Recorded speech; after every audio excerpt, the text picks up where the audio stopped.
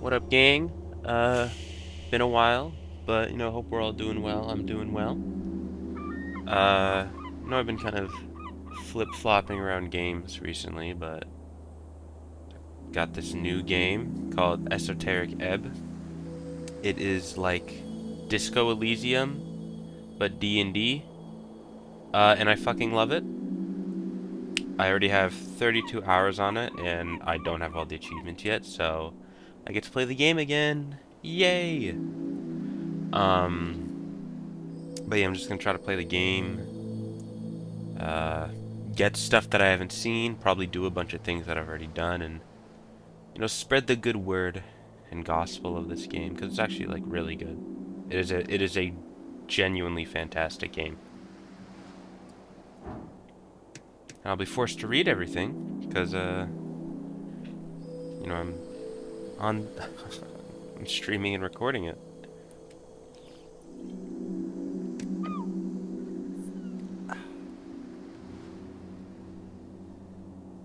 All right. Let's see. Strength. X.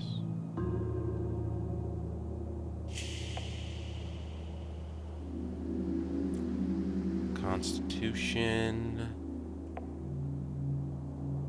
Intelligence. Wisdom. Wisdom, my goat. And charisma. I think what I want to do is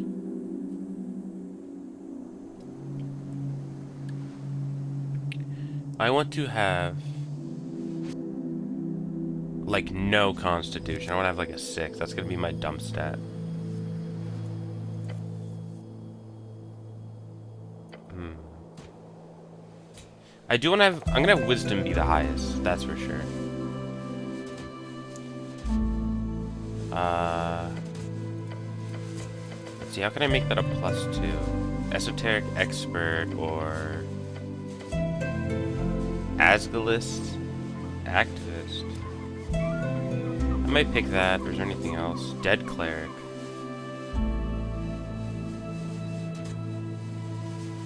Growing up alone, getting into trouble, training with the Earth Guard, devoting your life and becoming a cleric. Was it always supposed to end in the river? I think I'll pick that.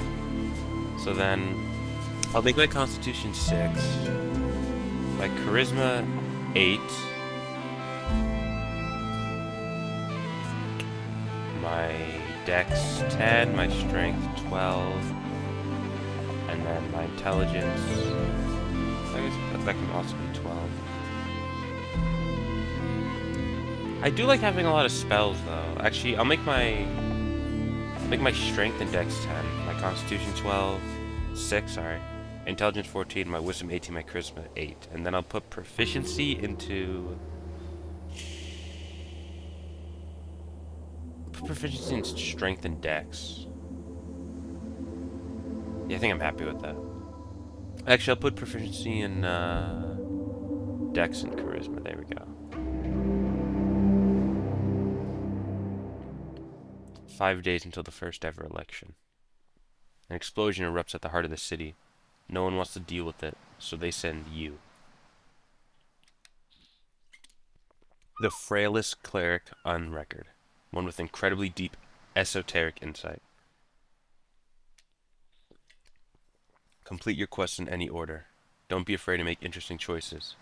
And remember to love everyone, no matter what. The campaign will take you from level 1 to 6. We'll play for about 5 to 8 sessions. It's been a journey to put this together. I hope you have a good time, Chris. And make sure to save often. You literally have no health. Speak with Dead, 3rd level Necromancy, casting time 1 action, range 10 feet, components, verbal somatic material, burning incense, duration 10 minutes. Grant the semblance of life and intelligence to a corpse of your choice within range, allowing it to answer the questions you pose. Gotta take some water. Oh man, I need water by this point. This game's gonna take the wind out of my sails in like the first 2 minutes of actual gameplay. The corpse must still have a mouth and can't be undead. The spell fails if the corpse of the target was dead. What? The spell fails if the corpse was the target of this spell within the last 10 days. Until the spell ends, you ask the corpse up to 5 questions. The corpse knows only what it knew in life, including the languages it knew.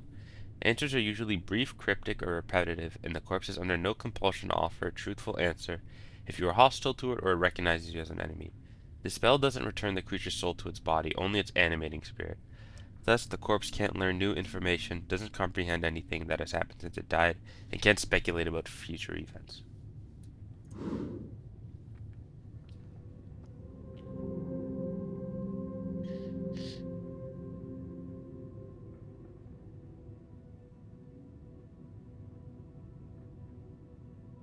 I gotta turn my Steam notifications off real quick. At least the ones that shows like when my friends come up.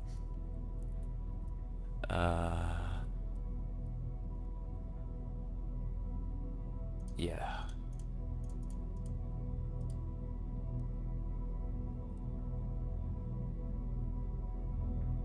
Yeah, that works. Truth and nothing else, a voice declares. What is your name? Ragan. Your name is Ragan. I don't know if I'm saying that right. I'm probably not. And in your statement of citizenry, Ragan Helmland. Ragan? Doesn't sound right. No. No one calls you by your name. What? You're often referred to as cleric, so my name is... Yes, speak it. Cleric. If your name is what they call you, that is it. Could be worse. You answer another question from the darkness. What is your occupation? As if it matters. Your senses reach out into the void, a glimmer dangling far, far away. A string of existence. What's an occupation in this context? Work, getting paid for labor. Didn't you have a job? Something really important? Your class. Tell the voice about your class. Class? What class am I? Upper class. You're a great spellcaster who will rule the world one day. You're a city cleric, nothing more. And awful at everything. I'm a goddamn wizard. Gods be damned you are. It takes a while before the next question is posed.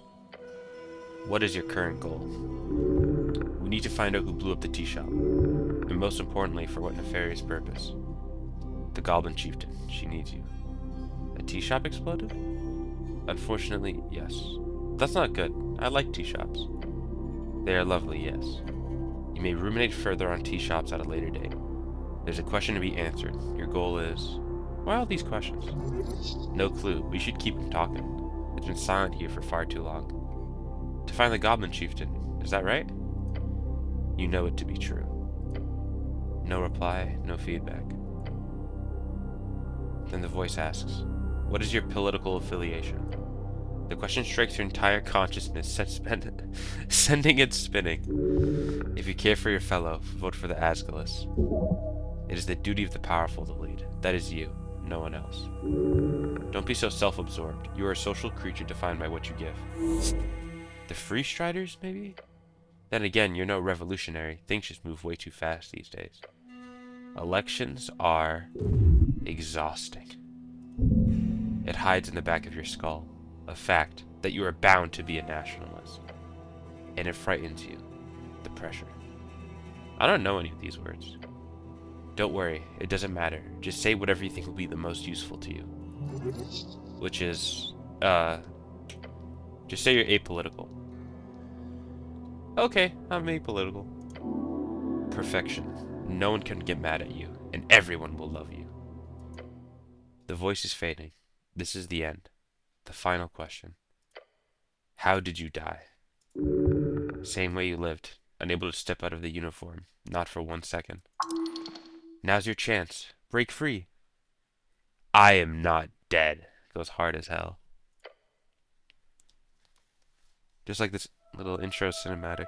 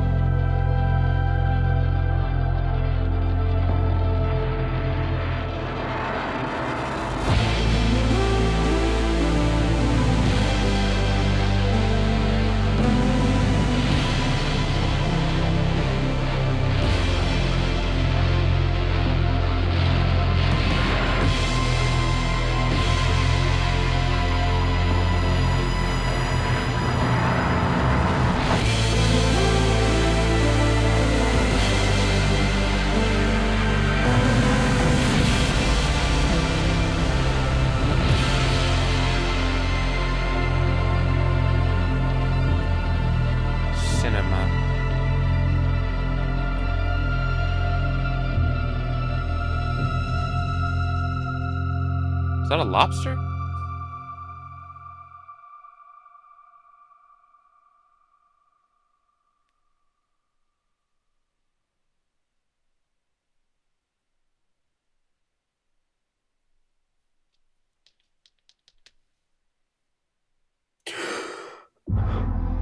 Day 1, March 22nd, 27 PE.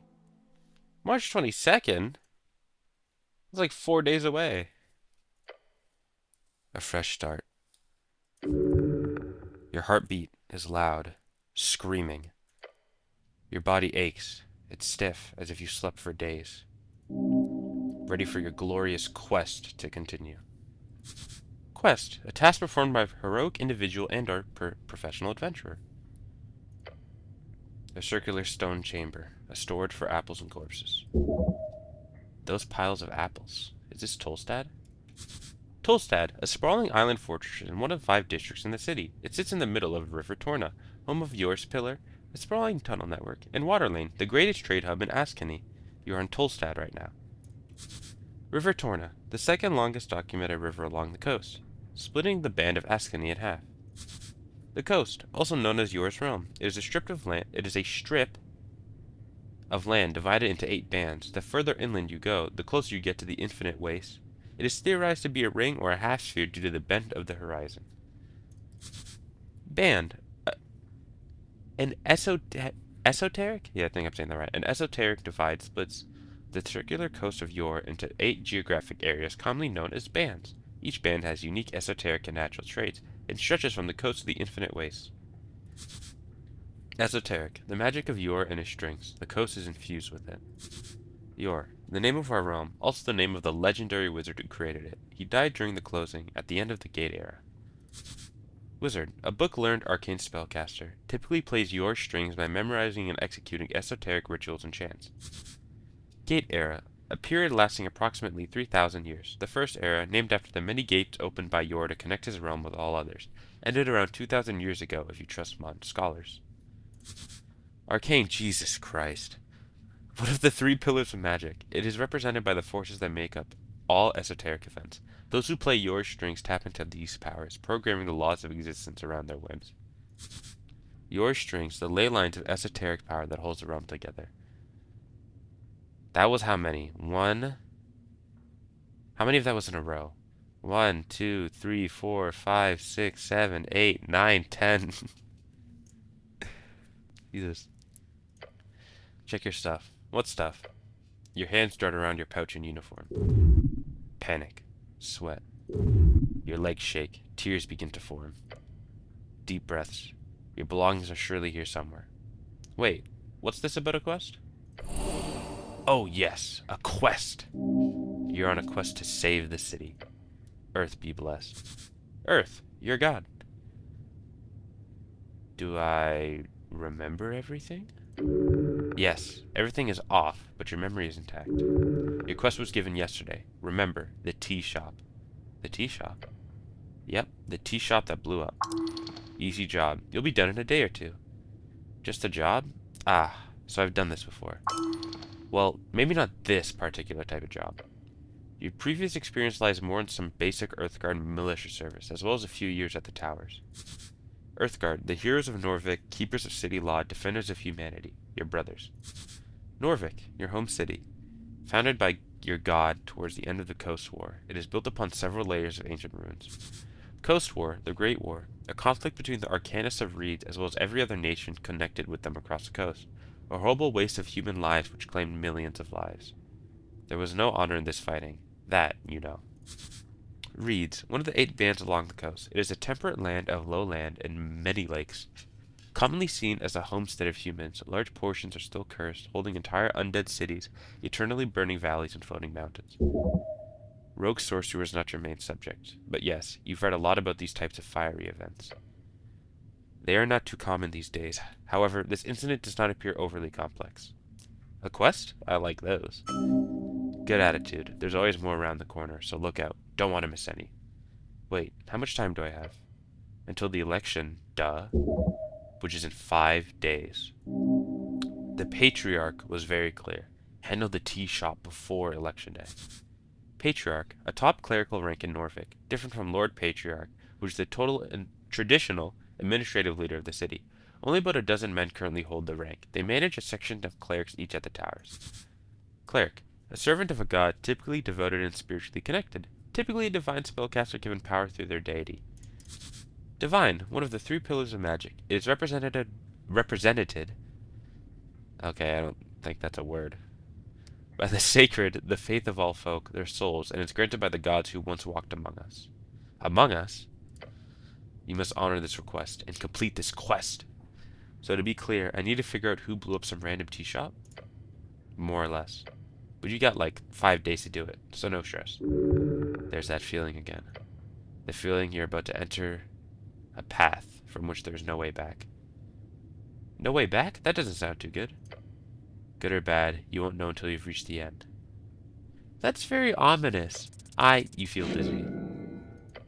The weight of the Earthguard uniform, a dull pain takes hold. Your body aches, its contents rotting. You must consume an apple.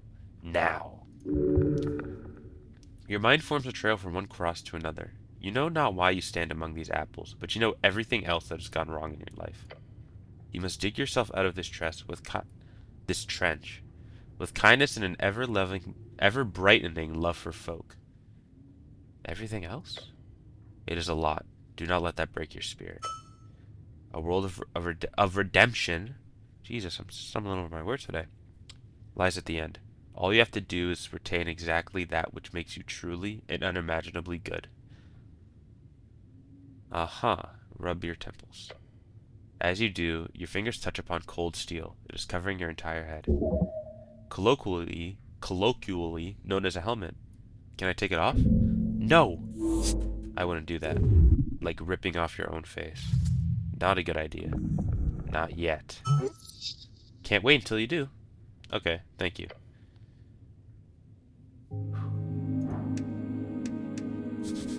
It's a corpse under a blanket. Apple. Yeah, so these are my stats. I got proficiency in Dex and Charisma. So that's why the numbers are different. An apple grown on Tolstad, the colors ripple across the surface. Consuming it will save your soul. Yes. Crowns. Earth crowns. The official currency minted in Norvik's Riksbank. These silver coins are most valuable along River Torna, as the Norvikian Rivers Reach offers its support in trade and general commerce. Hell. Practically your face, do not take it off. Okay. So quests. Class conflict. You declared yourself the true cleric of Norvik. One single time is a grand title suitable for a human cleric like yourself. As of now, you have said one single time that you're a wizard, which you are despite the get-up. Your true talent lies within the arcane, obviously. The tea shop that blew up. Your purpose on Tolstad is to investigate an exploded tea shop, locate this establishment, and gain entry. Okay. Election week. The first ever election in Norvikian history will take place in just a few days' time. What will you vote for? Politics isn't really for you, so you've said one single time, whenever the topic comes up. Being apolitical sure is neat. Alright. Hello. You stare at a blue rag. It's draped over the outline of someone. Sir, you can't sleep down here. No response. He's too still to be alive. Sir, please don't ignore me. Stop this idiotic behavior.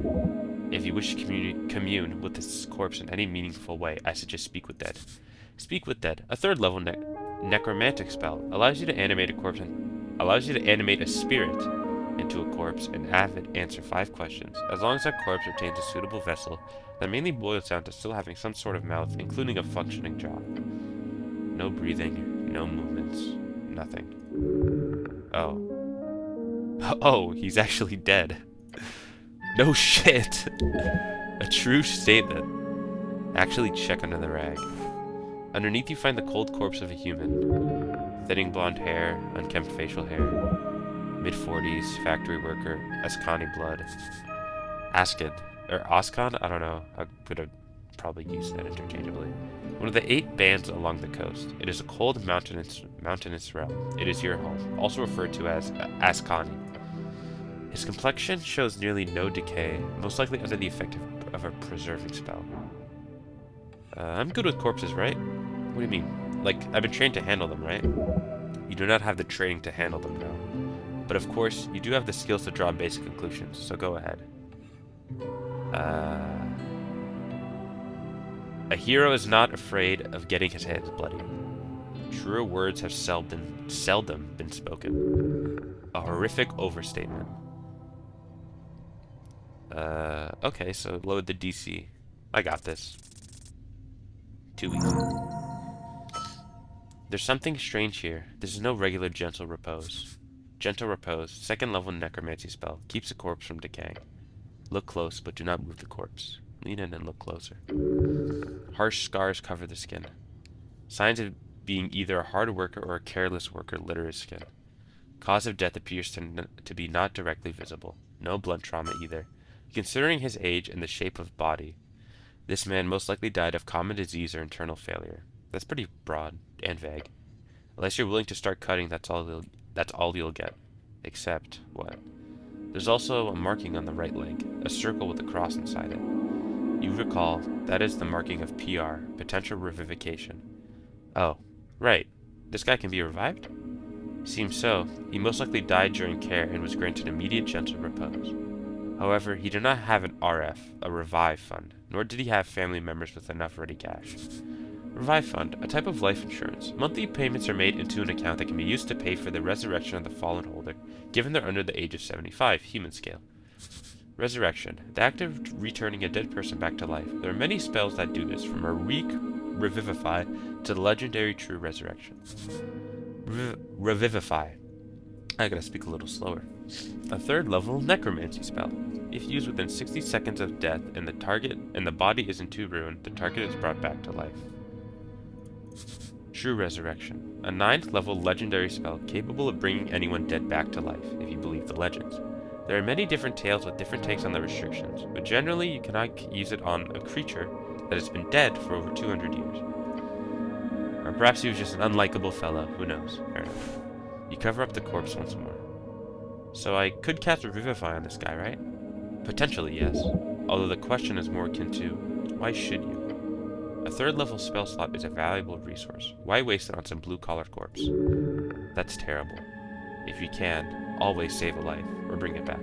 That is always the right choice. Of course it isn't.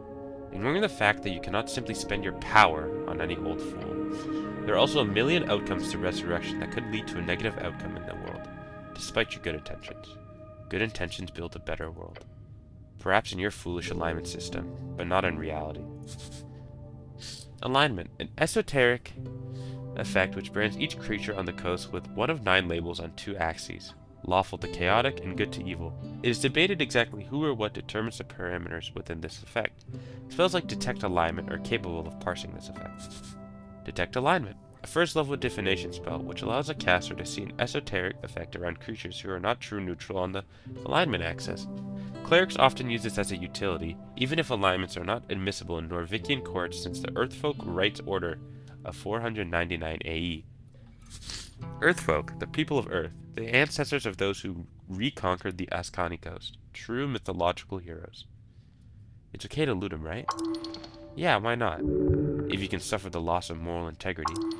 Moral integrity? It's a dead guy. He's not going to need his stuff, obviously. It would be dishonorable. Only take which you need for your quest. Grave robbing is frowned upon by some, even in these enlightened times. Either way, you will not get in trouble. No one will know. Who was this guy? His hands are calloused. He's built like a sarcophagus. This is a dead working man, the type to spend his whole life toiling away for nothing. That's a sad way to view a life of valuable hard work. Honorable hard work. Why is he here? This is a morgue. A lich house, clearly. Lich house, a mortuary. A holding space for dead bodies. During times of undeath, they are known to be heavily guarded. Corpses are kept on cooling in places like this, before cremation or burials. I should stop bothering the corpse now. Incense. Nice. New quest. 300 pieces. You encountered a corpse in the lich house. It seems ready. It seems fresh and ready for a revivify, though it costs quite a bit of money to bring him back. Almost a month's rent.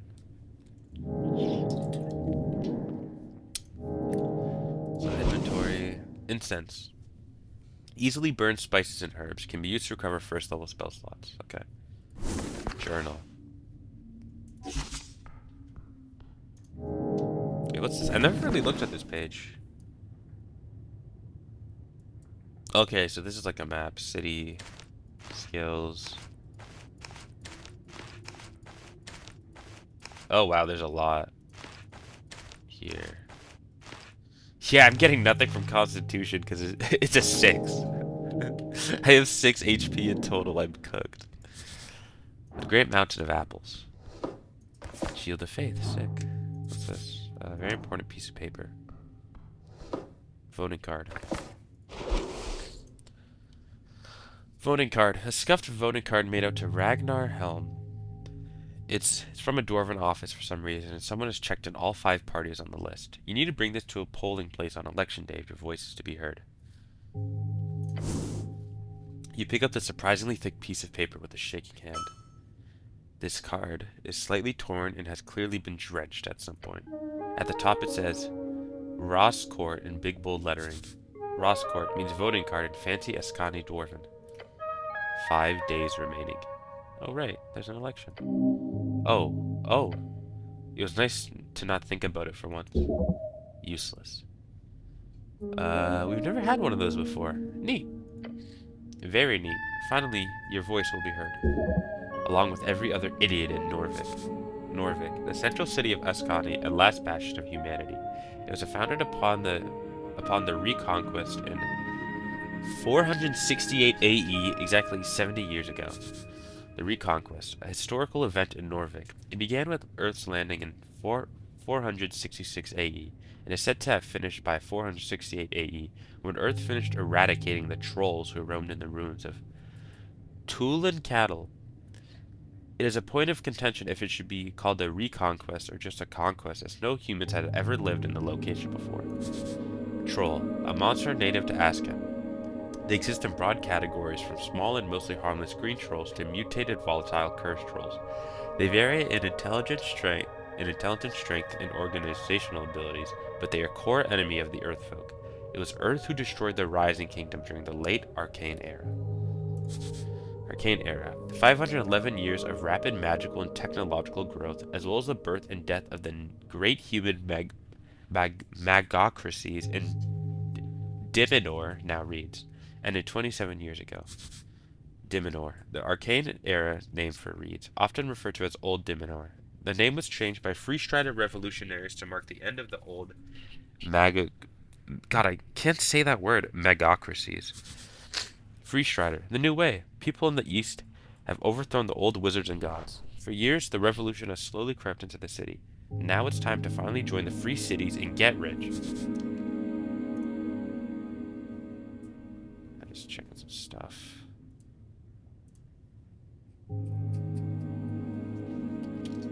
I gotta start my Eternals Minecraft server for some of my friends.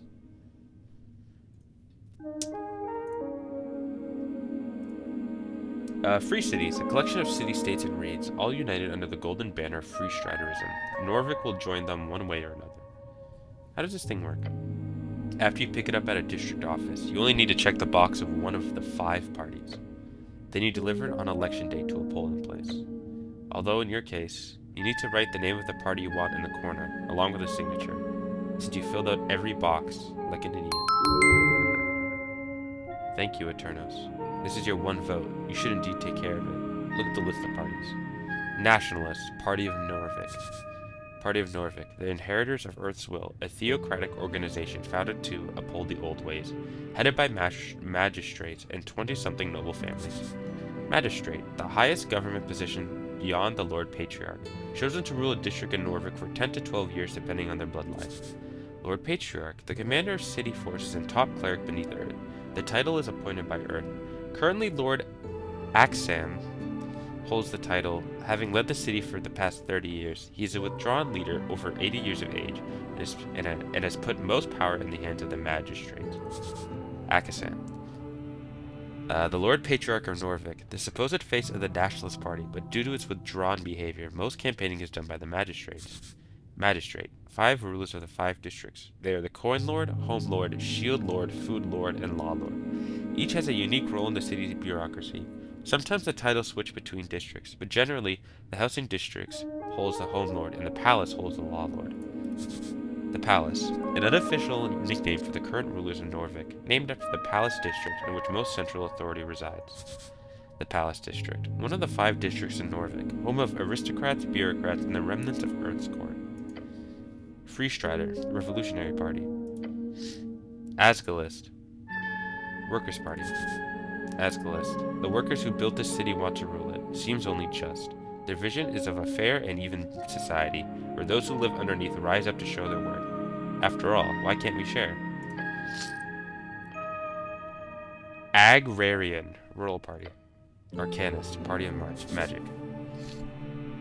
Arcanists, the Magocrats who ruled pre-Coast War human civilization at Old Diminor, also a very minor political party in Norvik. Diminor, anyone who uses this term for anything modern is either an anti-free strider or lives under a rock. And finally, the last box doesn't say anything. This is where you input whatever you want, or just leave it empty for a null vote. The box next to each party is filled in with a smudged check mark, including the last empty box. Are these all the parties? No. There are about a dozen other large parties in Norvik. Most have been subsumed over the last few years, such as the Civic League of Progressives, the Torch Union, Order of the Scales, Hedonist Party, and the various guild parties. The Agrarians and Arcanists are the only ones who have not joined a larger party or fallen aside. Good to know. An apple. Looks better than the ones in the pile. I'ma eat that. This isn't yours, is it? The cloak is sprawled upon the iron slab. As you grab it, you immediately feel the dampness spreading into your gloves. Oh. It is light blue and tattered, and it was once yours. An Earthguard cloak add-on. It has been ripped to shreds at the base, but you could still use it. Please don't. This thing is disgusting. Weigh it in your hands. It is heavy. Wring out the water. The filthy liquid falls to the floors of the stony chamber. It smells of salt water. It is still quite wet. Should I wear this? No? Of course you should wear it. A hood? What? A hood. A hood is the perfect tool for any decent rogue and or ne'er-do-well. So what if it's a little damp? You have to wear it. I mean, I am a rogue, so yeah. Let's wear it. You reach for your fancy red pouch of holding. The cloak easily slips inside into the extra-dimensional space with a satisfying slurp. I really love my pouch of holding. Yes, you are very lucky. This kind of magic item can go upwards of 10,000 crowns. Crowns, the Norvikian crown, the main coinage in Norvik. Norvikian crown, oh my goodness. The official currency, that's a good thing. It's a lot of reading, I just gotta do a lot of drinking of water. It suffered heavy inflation during the years after Earth's passing. A meal is somewhere between 5 to 20 crowns. A cheap month's rent is 100 crowns. A spellbook is 50 crowns. An average salary outside the city is up to 300. Average salary inside the city is up to 500. Earth's passing, the day your god died. Norvik used to celebrate this with fervor when you were little, as many fanatics believed he would return if they hosted a truly legendary feast. Of course, you don't truly own this pouch of holding. It is property of the state. Treat it as such. Shut up. It's yours. You can do whatever you want with it. Now go put on your cloak and rob some people. I mean, reallocate some resources. A divine shrine covered in apples. The runes fill your senses as you approach. The color is faded. This monument is hollow, void of all life and divinity. And worse, it's covered in rotten apples. A sacred shrine left in this state? It's an insult to Earth and all of its people. Indeed. Yet you are very much aware that this is not the worst you'll see. You'll have to fight hard to keep Earth's dream afloat. This city is lost, but is not yet lost. How poetic! You're also aware this city is very much in need of change. Change from what? An honorable lifestyle? A peaceful city for humans to prosper in? Change from stagnation in a mire of decay. Earth's crusade brought triumph. The corruption brought after his fall is due to exactly that kind of filthy rhetoric. You're certainly allowed to be wrong in your opinion there. Stop complaining, it won't solve anything. True, but you must stay vigilant. Do not let free striderism destroy your way of life. More like, don't stand in the way of your people's prosperity. You stubborn idiot. You greedy filth. This is giving me a headache. Politics is exhausting. Move the apples. It does not take long for you to move some of the nasty apples away from the front of the shrine. A small improvement, but big in the heart. These old things are still around, huh?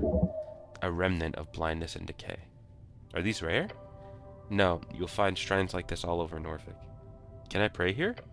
To what exactly? To Earth, of course. There are many gods listening to our prayers, always. Just remember that they might not respond so clearly. So I can pray to some random god?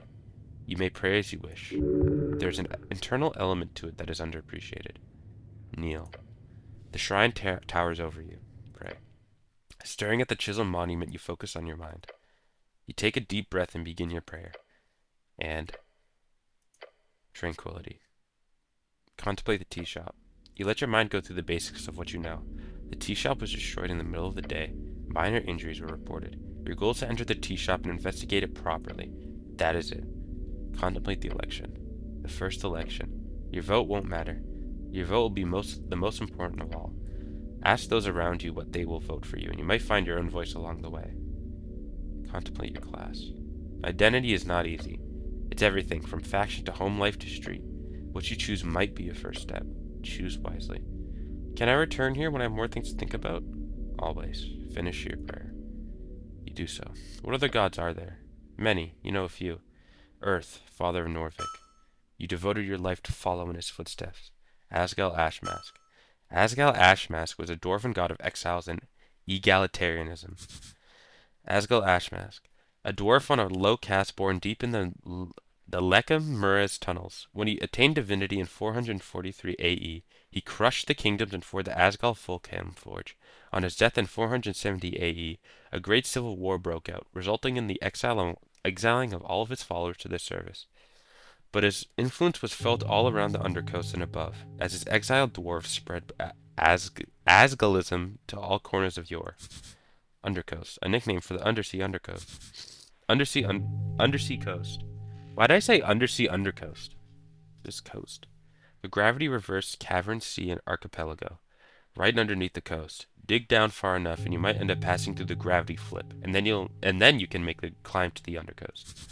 Gravity flip. The powerful esoteric effect keeping a perfect gravity balance between the coast and the undercoast. Also used as the name for the specific layer in which the gravity flip occurs, which is around 3 to 5 miles beneath sea level on both sides. His followers do not pray to him, for he is not even seen as a god by most. Tokig the Gambler.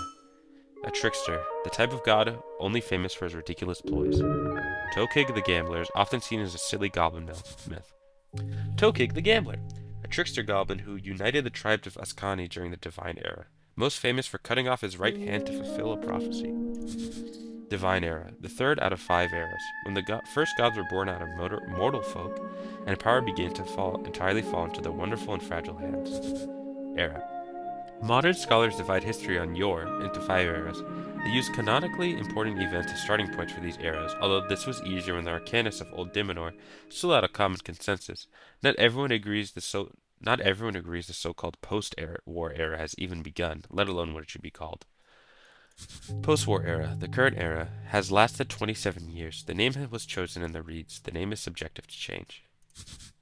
Post-war era, the fifth and current era, only 27 years it, but often seen as an era of mending after the brutal Coast War. Many suggest it will be an era of ideologies, a struggle to determine the next dominant force on the coast. Coast War, a near-century spanning conflict between every great nation of the Arcane era. Scholars estimate it claimed more than half of the entire human population. It is said to have begun in 398 AE by inciting spark of the assassination of priestess Ilona, and is generally agreed to have concluded with the fall of Thais in 481 AE, 57 years ago. Arcane Era, the fourth out of 5 eras, when the Arcanists rose and dominated the entire coast, only to fall when the Coast War crumbled their empires to dust. In truth, there are few goblins who still worship him after the conquest. The conquest, the correct way of referring to the historical event in which humans founded Norvik. Most humans, however, refer to it as the reconquest. Praying to Tokig would, if you for some reason would get a response, only result in the exact opposite of whatever you wanted. These are not actually gods, are they? No, not gods, technically. It is complicated. These are common divine avatars known to the various folk of Norvik. Long ago, the true outsider gods invaded Yora's realm. When the gates shut, their divine essence awakened walking gods along the coast. Walking god, the term used to describe the divine avatars who rose and fell in and around the divine era. Most major religions on the coast today are built around these figures, and their influence can be felt everywhere. Earth was the last known walking god when he faded 27 years ago. The gods you know are but a spiritual vessel of the true gods beyond our realm. Yet they are the only gods you know. Albeit faintly, they listen to your prayers and grant divine power to their clerics. A ruse played by powers in the beyond. Ridiculous. I'm done. Prepare spells. Cure wounds. A creature you touch regains a number of hit points equal to 1d8 plus your wisdom ability modifier. This spell has no effect on undead or constructs. Shield of Faith. A shimmering field appears and surrounds you, protecting you from damage. For the duration, any loss of hit points is reduced by 1. Alright. Well, hold on a minute. It's 1d8 plus my wisdom ability modifier. That's a 4. So that's a guaranteed like 5 HP, which is like basically all my HP. Wait, can't I heal here through divine assurance or something? Not precisely. The gods usually grant divine interventions for minor injuries, or do not. Sorry. Imagine just praying to your god and like please heal my paper cut, and it works. Do you think they care? If you want healing, you have to do it yourself. With the power channeled through Earth? Yes. Come on, is it really channeled? The guy's dead, faded, gone. You're most likely simply handling some esoteric leftovers smudged on the strings. Not now, I'm at full. Then later, perhaps. I'm done here. This one looks good. A pile of apples. You stare at a pile of apples. These apples are not in pristine condition. Whose apples are these? Not yours. The only apple farm in Norvik would be the Goblin Garden. These apples are property of the HBWT. Goblin Garden. A dwarven-built citadel sitting at the southernmost tip of Tolstad. It is now a goblin sanctuary and greenhouse. Should these be stored alongside corpses? No, it is a health hazard. Could I eat my way through this pile of apples? You can certainly try. It is not really a question of could, it is a question of do you have the time. You have a feeling it might be worth your while, but only if you push to the end. You are not capable of carrying such a tremendous burden. It would lead to death. That's a lot of apple. Yes. Beware. Remove the bad apples first.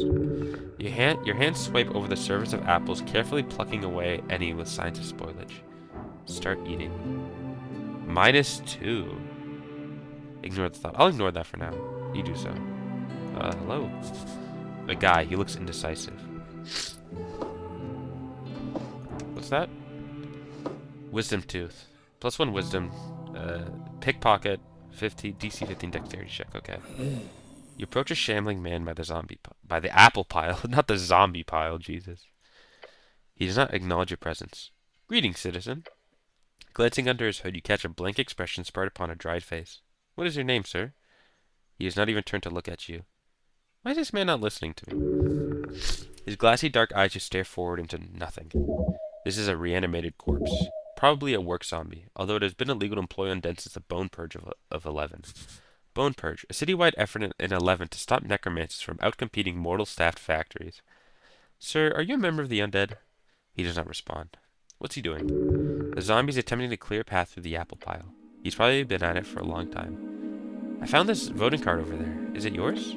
The zombie does not even grunt in your direction. He just keeps working, slowly. You grip the voting card firmly in your gloved hand. It is indeed yours. Keep it safe. You're very rude. Did you know that? The zombie appears to rattle a bit. Nope. Just found another out-of-place apple. Oh, God. Thinking of voting for the... Oh, jeez, there's so many options. Everything surrounding this so-called democratic process is madness. Everyone should just vote for me to be their god king wizard. A god wizard king. That way I can solve all their problems through magical dictatorship. It is a naive thought, but in all honesty, there's no other good way forward. Your genius will enlighten the masses. It simply must be. The zombie does not object to your campaign speech. In fact, the zombie does not react at all. Am I boring you? The zombie carefully places another apple at the top of the pile. He does not have an opinion of any kind. Should I defeat the zombie? Yes, it is only just. Undead are not allowed, or are not to be allowed in Norvik. You should probably speak with the owner first. Okay.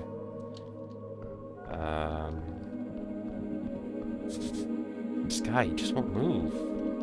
So I guess I go upstairs?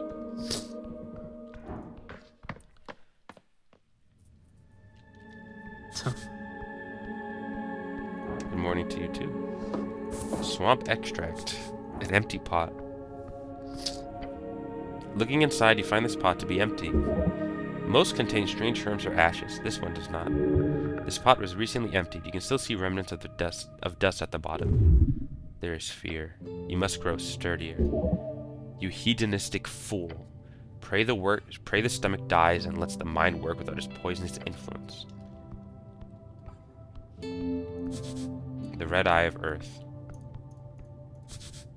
Your left his mark across the bands. Today it is a universal sign of magic. Behold! Aw, man. Human reads folk. The pale man handles corpses in the basement. A typically self-employed city contractor. Can't take anything from you? No, I won't cause trouble. Charm? Does he want me to have that? Wait, let me check. The pale man sits hunched over a stack of forms. Busy at work, his pencil slowly filling out line after line. On the top paper, you see an icon of a serpentine drake. A great perch. These are official documents of the city.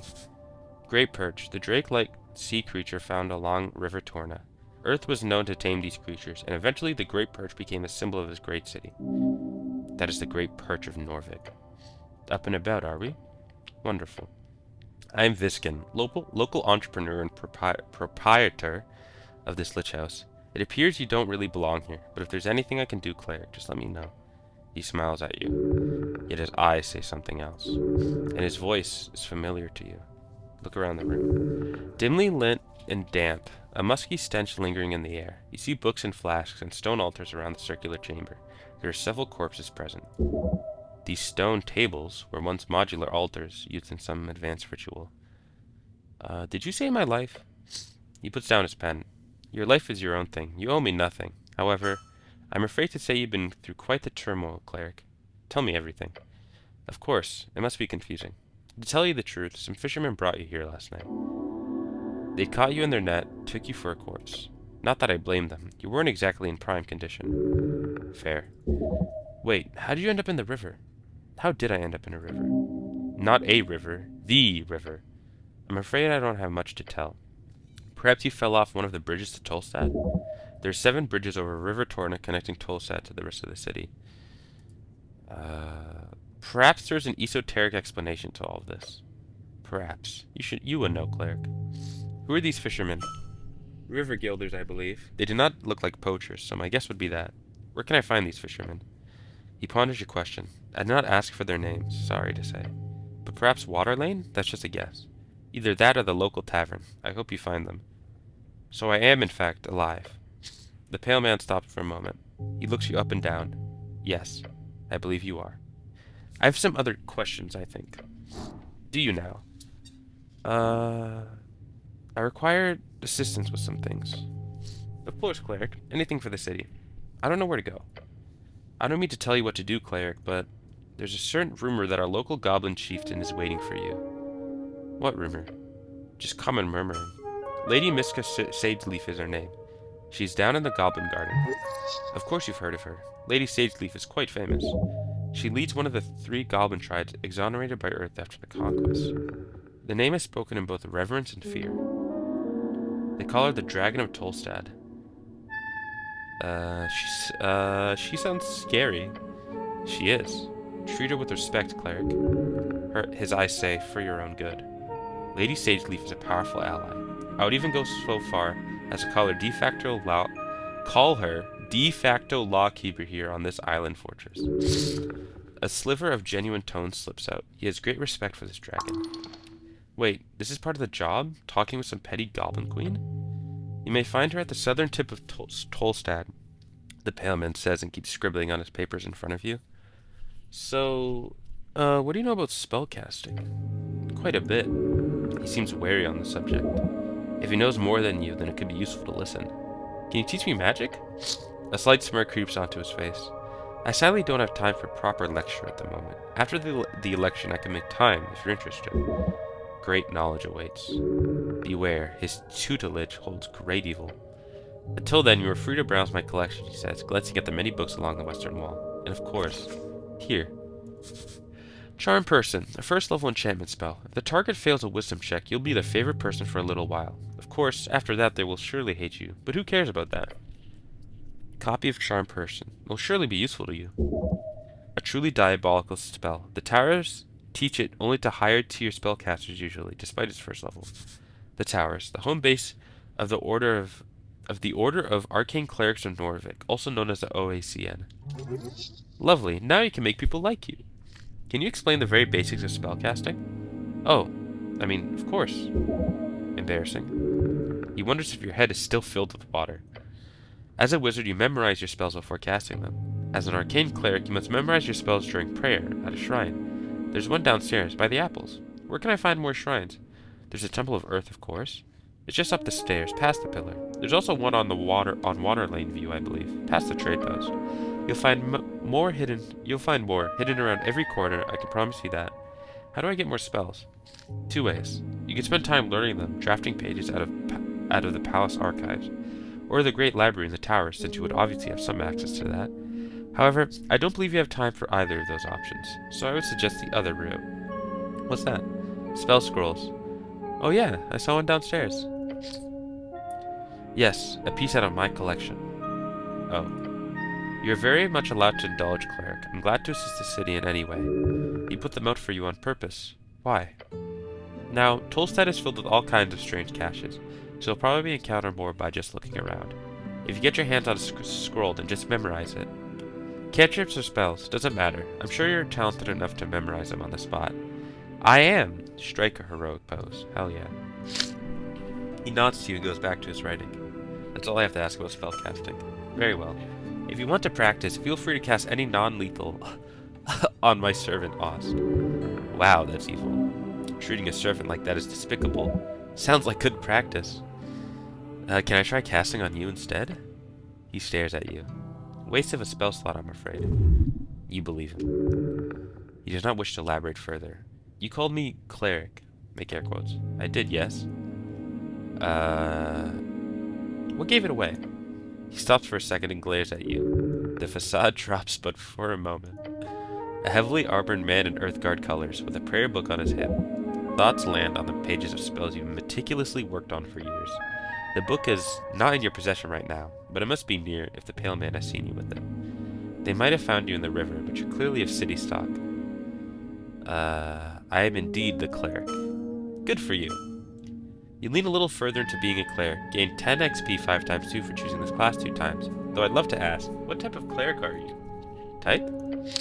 Yes, if you're a clergyman, you might run to congregation for a local religion or deity. Holy man on a holy mission. Then there are clerics of the bureaucratic variety. Bureaucratic. Ugh! Fuck my mouth. A city official speaking for the religious state. You, however, must be an arcane cleric. You are correct. I am an arcane cleric. I figured as much when I saw your spell book, or do you call it a prayer book? Either way, you clearly play your strings as much as you channel this divinity. This pale man knows a lot of your training. Interesting. That's all the help I need, thanks. Great. Anything else you wanted to ask? There's a zombie in your basement. Oh, how quaint. No, an undead abomination. Right below. I understand. We're closely connected with the city below. The undead seemingly wander as they please. City below. A short for the city below the city. A phrase used to describe the incredible amount of tunnels and ruins below Norvik. Lots of monsters and stuff down there. Also riches, if you delve deep enough. Monster. Short for monstrosity. Defined as a non-sentient creature born out of magical means, often by combining various natural beasts, or from curses or esoteric events. However, I will have to take this up with Lady Sageleaf. I pay good crowns for HWBT protection. He's lying through his fancy teeth. It kept moving apples down there. Oh, the apples? Fascinating behavior. He does not appear very fascinated. You don't seem very alarmed about this. A stray undead creature will cause no trouble here. He gives you a rare smile and turns to the kobold by the stairs. Isn't that right, Ost? Yes, master. Wait. No, I don't actually believe you. What do you mean, cleric? The zombie is clearly working for you. That is illegal. I greatly apologize for putting you in this situation. It is my neglect that led to this undead creature entering my tower. I'll make sure to tighten up security in the future. No, you're Ost. We'll do a clean sweep of the basement this evening. Get ready. The kobold gives a screeched yell. Yes, master. I'll also make sure to report this to both the HWBT and the militia. You're clearly doing something shady here, so, of course, I'll be sure to ask for a thorough inspection by the PCG. The pale man is twisting the entire situation, sorry, smart. If there's anything unbecoming about my business here, it shall be uncovered and unveiled. Holy shit, he just keeps going. Thank you very much for your service, cleric. It's because of great men like you that the city still stands. I'm sure a good word to your patriarch will assure a promotion of some kind as well, especially with this great work you're doing on the tea shop. Okay. Make him shut up, or resist his incredibly oratory power, or think of better of it. I will resist his incredible oratory power. Shit. As a pale man blabbered on, you attempt to gather your thoughts and make some kind of point. Come on, just open your mouth and say something, damn it. I agree. In whatever compromise we do end up at, I feel lucky to have had your expertise here on this day. Who knows what would have happened otherwise? Stop muttering, just say it. I'm trying! Yell at the top of your lungs. Your screech echoes throughout the chamber. For the first time, you see a genuinely baffled expression appear on his face. He keeps staring at you for a few uncomfortable seconds. Then he says, Cleric, with all due respect, perhaps you should see a professional. His comment hits you in the heart and soul. Your legs are shaking. I believe we're done with this particular topic. Anything else you needed? I'm going to go now. Before you do, make sure to collect all your belongings. He gives you a quick inspection with his dead eyes. Too quick, like he's trying not to show his interest. Weird.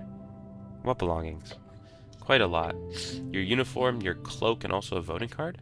A peculiar voting card. Every party had been marked on it. I'm assuming it's yours. Yeah, sorry, I'm indecisive. The pale man ignores your comment. I asked Ost to lay the surviving pages of your spellbook to dry. Over there, he says, and points across the chamber. He then looks at the pocket watch on his desk. That is an esoteric pocket watch. You may have it, cleric. It will surely prove useful to you. Whatever. Esoteric pocket watch, an area overtaken by esoteric magic, exceedingly rare along the coast. The further inland you get, the more common they are, with the infinite waste being theorized to be filled with nothing but esoteric magic, term for naturally occurring magic caused by the shape and form of Yor's realm, sometimes called wild magic or Yor's discord. Discord? Inland, a term for travel towards the endless waste, away from the coast. Beyond that, you should be good. Did I have any weapons on me? None, I'm afraid. They must be at the bottom of River Torna. Good. You do not need arms in this city. You need heart. Got it. The pale man turns his face towards you and smiles. Unnatural. If only every government employee were as devoted as you, cleric. He gives you a stern expression. Good luck on your quest. Time to go. Esoteric pocket watch. +1 intelligence. Advantage in esoteric events. Ooh. There's a few things I didn't see here. The ends are torn. It's a stretch to even call it a cloak. Please don't put it on. It makes my charisma worse without making my dexterity good enough for an increase, so I think I'll keep that off for now. Swamp extract. A small fungal spore ball. These can be farmed along the undercoast. They do wonders for your gut. They are not mind-altering. Probably. Esoteric pocket watch. This silver-lined timepiece never shows the correct time of day. It is always at least 10 hours out of alignment, no matter how much anyone tries to correct it. At a touch, you can feel the faint magic pulsating within. The wielder gains a greater perception of esoteric happenings and occurrences within 200 feet. I'm putting that on my belt, not my wrist? I guess I do have pretty thick gloves on. Let's see. Your fate one day. Some crowns and some incense. Wait, is that? Ruined prayer book, -3 intelligence. The book is ruined. Most of the pages, while dry, have been completely drenched in salt water. It's absolutely and completely ruined. Only a few pages of the soggy, break-in-ish papyrus pages are readable. They appear to contain some type of indecipherable symbols.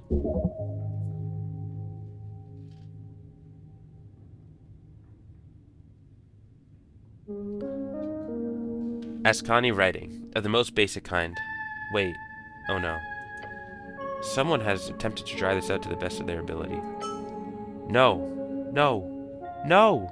By Earth. This is your prayer book. So many hours wasted. You would have to rebind the whole thing. It is ruined. That'll cost a fortune. A chant book is able to sustain humidity, not underwater excursions.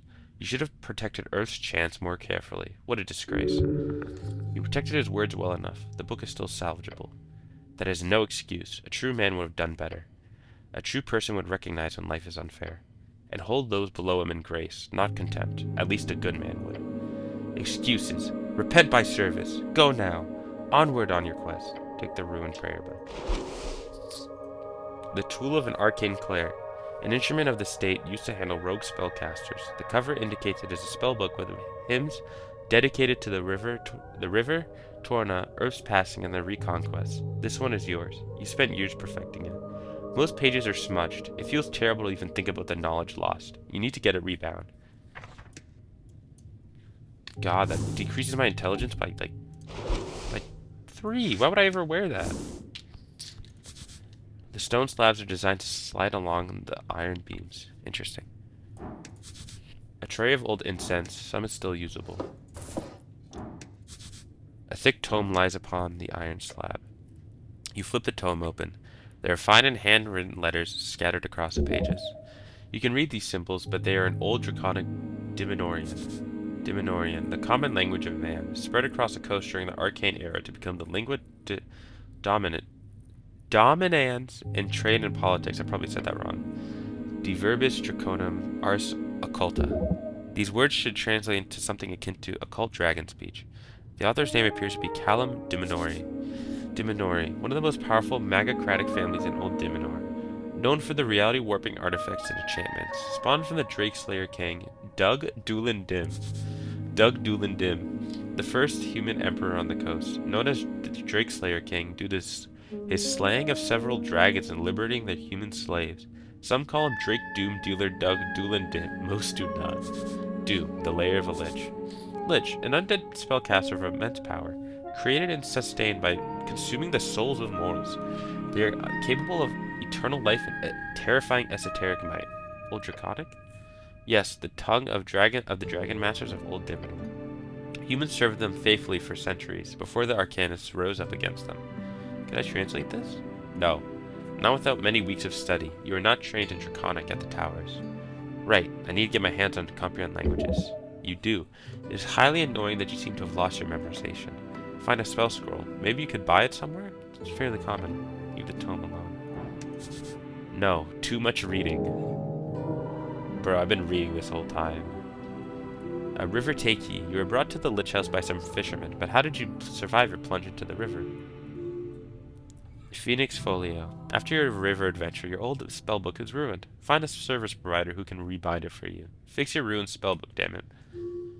Class conflict. As of now, you've said one single time. Oh wait, I already read that. You made it clear one single time you're a dick-ass rogue, and nobody can stop you from being the coolest sneaker on Tolstad. Dragon of Tolstad. You're here on request of Lady Sageleaf, a goblin chieftain in Tolstad. Go see her right away. She's in the goblin garden at the south tip of Tolstad. Obviously, you're very clear about the fact that you should be the future god wizard king of Norvik. You said so one single time in real conversations with real people. So many books, basic manuals, arcanist histories, novels. Some of them could stand out to you as classics. It could be useful to refresh your mind. The books taunt you bookishly. Read Autobiography Prax by Lord Phileas Prax, a classic. You kept this book on your bedside table for years during your scribing years. copy, take a look at the first page. In these pages I shall endeavor to recount the journey of a mind born to greatness, a will tempered by the crucible of ambition, and a spirit bound to the relentless pursuit of the arcane. My name is Phileas Prax. It goes on to make grandiose statements on his personal abilities of magic. As always, this man is contradictory. He both praises his own natural gifts and mental abilities, while stating himself worthy only through his hard work and merit. It's ridiculous. Know this, I write not for the masses, but for the few who possess the clarity of vision to see beyond the veil of mediocrity. To them I offer my life as a lesson and a legacy, that they may learn from the triumphs and avoid the pitfalls that lie in wait for the unwary. You remember the first chapters dealing with his youth, growing up in the ruthless court of a rival house, the Hagenshags. Hagenshags, one of the most powerful magocratic families in Old Dimenor, known for the potions and necromancy, spawned from the seed of the Shadow Lord, a god and theocratic ruler of the Divine Era. Potion. Any magical substance ingested for temporary effects. Shadow Lord. Shadow Lord, an early walking god of the Divine Era, known for his legion of death and knights and the grasp they held over Old Dimenor for close to a century. His city, Savalni, still stands today and is where the remaining Shadow Clerics gather. Salvani. The third biggest city in the Reeves, known for their divine roots, naval expertise, and vineyards, one of the few cities that retained a religious base during the Arcane Era. How he struggles against relentless opposition and bullying, making himself to be an underdog. Power is not born of blood nor inherited by the fortune of birthright. It is cultivated in the crucible of the mind, refined by the fires of discipline, and sharpened by the relentless pursuit of knowledge. Let those who seek to rule first learn to kneel before the altar of wisdom, for it is there that true strength is forged. Yet he does not address his own privilege. If it is only merit, then he should not have needed any of those fancy private studies or lecturers. Stop complaining, this story is just getting good. A glorious design. Let those who learn lead, through merit of ability and nothing else. I really dig this idea. Of course you do. You're a wizard after all. I'm not a wizard though. A false statement. Yet you know the truth all the same. Flip through the pages. In the second half, Prax begins to talk about his early political career, the intricacies of magocratic bureaucracy, how he learned to play the game well enough for himself to reach a dictatorship, as the youngest magocratic ruler ever. The rest is mostly a collection of meditations surrounding magic and power. The esoteric in its purest form is neither good nor evil. It is a tool, a force to be wielded by those with the intellect to do so. Yet, let us not be so naive as to think that power alone grants one the right to rule. The arcanist must also be a statesman, for the whims of the unchecked magic can lead even the wisest astray. Govern with an iron hand, but let that hand be guided by the principles of reason and justice. Thus shall the state prosper, and thus shall the legacy of the magocracy endure. Ironic. I see not irony here, only truth. In the halls of power, the arcane shall be our shield and our sword. Remember this, the arcanist's duty is not only to himself, but to the state and its people, for in the endless pursuit of knowledge, one must not forget the price of ignorance. A vigilant mind is the guardian of civilization. Let no shadow fall upon our vigilance, for in the light of our knowledge lies the path to true dominion. The final parts of the biography focuses an even deeper and more rambling side of the ruling. Shield. A first-level abjuration spell. Can be cast as a reaction to raise an arcane barrier around the caster, protecting against the fiercest of blows, with hints of paranoia. This is way too much reading. Why would you open a book then? You shut it, looking upon the title once more. Autobiography Prax. How long have I been, doing this for? An hour and 10 minutes, and I've just been yapping the entire time. No combat, no nothing. You place it back on the shelf. Read Folk Tales by the Trill Sisters. Opening the Trill Sisters book shows you an index of several tales, many of which you heard growing up. These stories shape reality, for the mind does not distinguish a tale from a real-life lesson. They are but the same.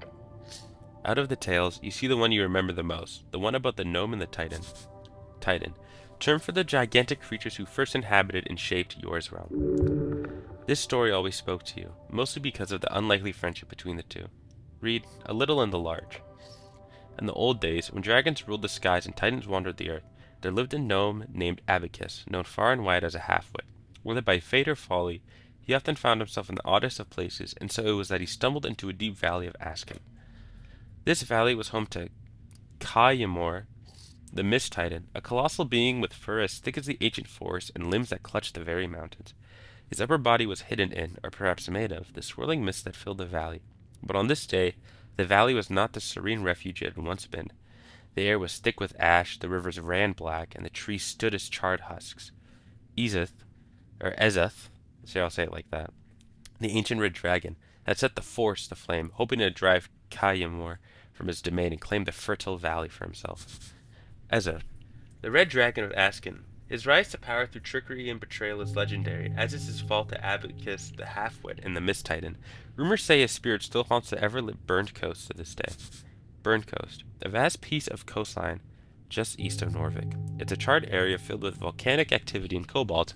It's one of the many eternally cursed lands on the coast. It's nearly impossible to travel to reeds via land because of this area. Kayamor was furious, his great form trembling with rage as he searched for the source of the destruction.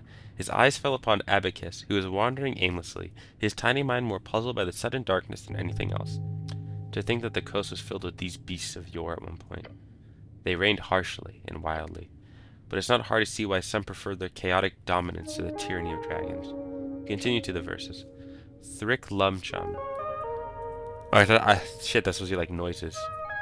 Who dares bring fire to where none should come? Ashes taint my sacred mist. Speak, small one, lest you shall be missed. Abacus looked up, squinting through the fog, and scratched his head. Fire? No, I've no fire to share. No flame do I bring, nor ash to bear. For in the dark I see clear as day. 'Tis those who can't that need the flame, they say. Thrick Lumchum. What nonsense from your tongue does come? Who is it that needs this blaze that blackens my mist and dims my days? Will question thee who needs a flame to light their path and stoke their claim. Perhaps it is Ezeth the king, whose fires to your valley bring. Thrick Lumchum. The dragon's days are surely done. Guide me, gnome, to where he lies. Together we shall dim his skies. A wonderful little tale about the little and the large. The story goes on to wax about the friendship sparked between this eldritch titan and the silly little gnome as they sought out Ezeth on his throne. The ancient red dragon that falls to the titan's might after Abacus accidentally guides him to the correct location. One of those classic stories every child in Askin is told growing up. It is important to remember that this is an oral tale passed down over generations. This is simply the shape in which it was written down. Who knows how it exactly functioned in its original state? Close it. You shut it, looking upon the title once more. Folk Tales. Return the book. Place it back on the shelf. Read Collected Chants of Norvik by Patriarch Pili. This is a printed edition of Pili's work, but still old. Probably came from the earliest Norvikian printers. On the first page, a short message is hand-scribbled in the corner. My belief lay in the collected humanity of Norvik. May you remember that from this collection with honor and grace. Pili D. Is this a handwritten message from the second patriarch himself? Protect this book with your life. This is a sacred artifact. Fascinating. To think the pale man, held such a treasure on his shelf. Read the foreword. A dream of unity under earth. The book begins with a lengthy essay about the foundation of Norvikian cultural gaze? What? How did I say gaze in that? Values. It's really like a guide, if anything, on what a Norvikian person is, how their values come from various tribes in the old country, and how together they have formed something greater under earth. You read this before, but you do get a better sense of what this all means now. It is, in some sense, a plea, a stern suggestion for every human in Norvik to lose any sense of former tribal identity, to embrace a new one, a Norvikian spirit, to give away the old and embrace the new. It is not a completely bad move. To unite a folk is to build commonality, to lower inequality, although, of course, there are many direct ways the state at the time made sure that the old did not remain in the shadows. Violence and oppression at times. The text directly explains how new Norvikian culture will help the city grow and fight against inequity and injustice through unity, mainly by being generous and not hoarding wealth, among other things. Ha! A naive thought. Then finally, it does touch upon the connection with dwarves as well, and how the Norvikian spirit is not contained within humans only. It is not just blood, it is sweat and tears as well. Those folk who unite with us will not be seen as an other. No, they too are Earth's folk, they too are Earth's guard. A lovely sentiment. Indeed, this is something to live up to. Read Torna's lament. I went with you to foreign shores, my lord, my guard. I pray you keep from harm the beast, each shard a proof of your devotion. Thus I give myself to your folk. I give my life for a home at the river, in that sliver of land. To vanquish the beasts who roam, the evil who lair, the fires that burn, to build a life along the river. Every shepherd knows a song, it bellows up the river. Earth lives in that sliver of land. It is your favorite. Close the book. You shut it, looking upon the title once more. Collect a Chant of Norvik. This is a really great book. It is. Place the book back on the shelf. You do so. It fits nicely back into its slot. This book does not deserve your toxic presence. If you were stronger, more capable, then perhaps you could have carried that weight. What? You really want the book. One day it could be yours. This is very confusing. I'm just putting back the book. There's some issues with stealing going on here. Just ignore it. Let's forget this for now. The book stares at you from the shelf. So, maybe I should come back with a 16 in strength, because I failed that DC right there, so maybe it will let me pick it up. Leave the books alone.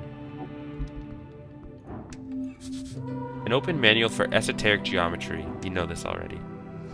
Incense. An unlocked chest full of strange rocks. Shard of yore. A bright rock. It fits your hand nicely. These can be found all over Norvik, and some speculate they are all shards of yore's pillar. To untrained hands, they have no inherent value, but you might use these to alter fate itself. Spend in dialogue checks to unlock dice checks. Okay. The old Os, Chief of Security. Okay, it could be worse. Kobold, level 9 rogue. This one is quite hostile. Stay on your feet.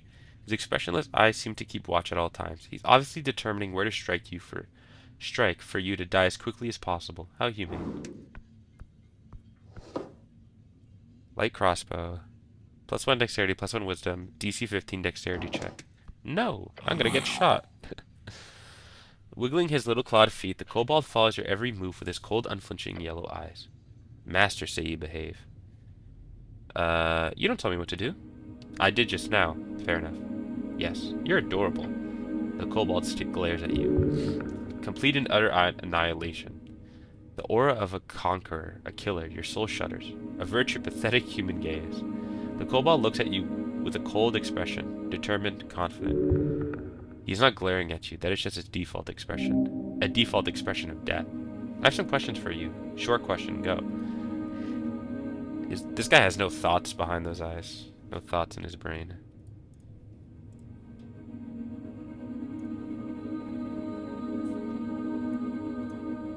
Who are you? I am Ost. I am security chief in Lich House. The kobold appears proud. There's no humility in its voice. You are a kobold. No, not question. Next. Oh fuck. Yeah, that's not a question. Quick, save it. Shit! First nat 1. You bite your tongue? I bit my tongue and I'm nearly dead. The taste of blood fills your mouth. The pain changes your brain chemistry for a moment, leaving your mind in shambles. Oh no! Hurry! Save the situation! Say something! Anything! Oh god, it happened again. The kobold stares at you. Nod slowly. Blood starts to drip down your chin. Spit out blood through the gap in your helmet. My goodness. What are you? The kobold mutters as he watches you splatter fresh blood and saliva all over the floor. Groan and say, help, I've injured myself. Cleric is... what is... He is baffled. Your actions have truly made a mark upon his dark smile. Smile. The kobold stares at you. You wipe the remaining blood off. There's a limited supply of that, just so you know. Oh, I'm well aware. I am well aware. How'd you get this gig? Not gig. Not a gig. I am devoted servant for master. You're angering the kobold. Keep going. So you're a slave. Not slave, and your master is Master Viskin, and he owns you. Not own, serve. Okay, not a slave, just servant, being paid, sounds legal. Legal, super legal. You wouldn't actually shoot me, would you? No promise. It's hard to take you seriously when you're so cute. That is what crossbow is for. I think he's threatening you, but it's hard to pick up over how adorable he is. Can I borrow your crossbow? Human is kidding? Not funny. You would make greater use of it than this puny creature. Just take it. For whatever reason, he must have been ordered not to hurt you. Don't push it. The kobold snorts. Go away. Don't let this slide. Just take the crossbow. That wasn't a question. It was a demand. It wasn't a question. The kobold stares at you for a moment. Yes, it was. Oh, maybe it was. Was it? Yes, it was. I'm an idiot. My charisma. I'm never listening to you again. Please? No. Try to convince the kobold. The kobold stares at you. Stealing would be evil, so just demand it. Loudly. Minus 4 DC. You baffled him with your madness. Find a reasonable...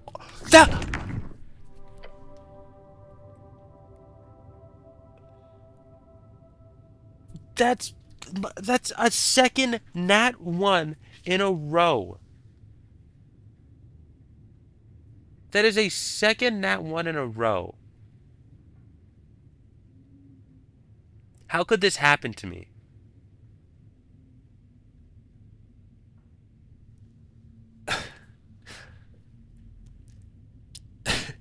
Give me the fucking crossbow. I say no. You don't listen. Go away. Great restraint. Impressive. His reptilian expression reveals little, but his tone says I'd kill you if I could. Well, that was a failure. Better find some other way of getting the crossbow. Where were you when the tea shop incident occurred? My god, this guy's nuts, dude. Incident? Tea shop blew up. Big boom. Big boom? Big boom. When it happened, I was on water lane, on mission. A mission? Not mission. I meant to say errand. What were you doing on water lane? Milk. Doing milk? Deliver. You deliver milk? Yes. Side hustle. Kobolds don't even drink milk. I want to know more. Ask a question about the milk. The kobold stares at you. This milk situation is intense. Moist critical here. The milk situation is crazy. Where does the milk come from? Cows. And where do you get the cow milk? Market. Who buys the milk? Humans. Water lane humans. They pay many for fresh milk before dawn. The expressionless cold-blooded kobold is hard to read, but his body language does not exactly scream honesty. Side hustles are always smart. You should do a milk run later. It pays. Do kobolds produce milk? No. They are draconic in nature. They lay eggs. Do you like milk? No. Milk is a pure form of vitality, nature's most precious liquid. I also don't like milk. That's my third...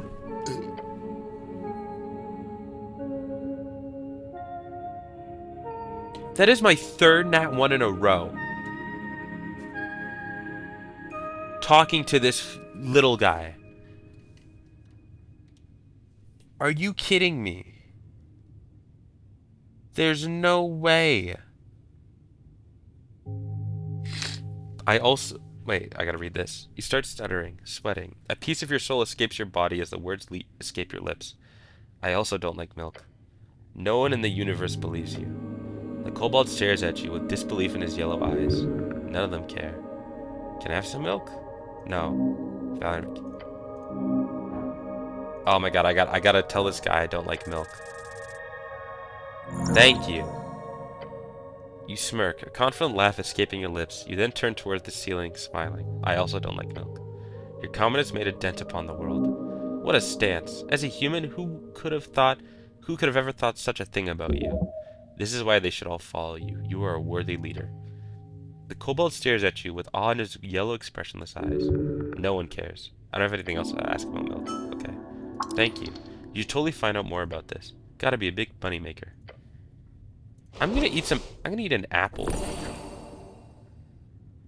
And some swamping shrimp. Busting tree. Milkurus. Crown collection. Coin capture. Cash synnapping. There are many ways to describe it. Get rich or die trying. The only way to do it is obviously to get this milk delivery gig. Try trekking around Water Lane in the morning. Okay. I'll keep that in mind. Wait, so... Wiggling its little clawed feet, the kobold follows your every move with cold, unflinching yellow eyes. Masters say you behave. I have some questions. Maybe because I don't like milk, too. He'll like me? He does! You're a fellow non-milk drinker. I can do this easy. Yes! Find a reasonable argument, probably with a lie. Oh, you know exactly what to say. There's only one thing that could convince this kobold that you should get the crossbow, and that, of course, is... Viskin asked me to get your crossbow. Master did? The kobold glances over to his master. Yeah, he said I needed it more than you. What? Why? The kobold seems to believe you, somehow. He said you were so strong that you don't need it anymore. The kobold squints. He leans back and smirks, then nods. Here we go. The kobold reluctantly and slowly hands over his crossbow. Master always right. The fact that he handed it over without even asking the pale man first. Love it. With the crossbow safely in your grasp, the kobold scoffs. Weak human. Of course you need a crossbow. Thanks. Light crossbow. A finely crafted crossbow. Lightweight. The type used by peasantry in the late years of the Coast War. It is a tool of swift and easy death for those without training or cause. The mechanism appears to be jammed, however, so you can't fire it, but it sure looks intimidating. Sweet! Okay. Hey, what do you think about that?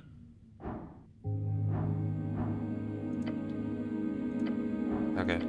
You know what? I'm gonna deal with that zombie, because this guy doesn't wanna. This guy, he is shirking his responsibility. Actually, am I able to, prepare a spell? Because I got Charm Person. Yes. Charm Person. You attempt to charm a humanoid you can see within range. It must make a wisdom saving throw and does so with advantage if you or your companions are fighting it.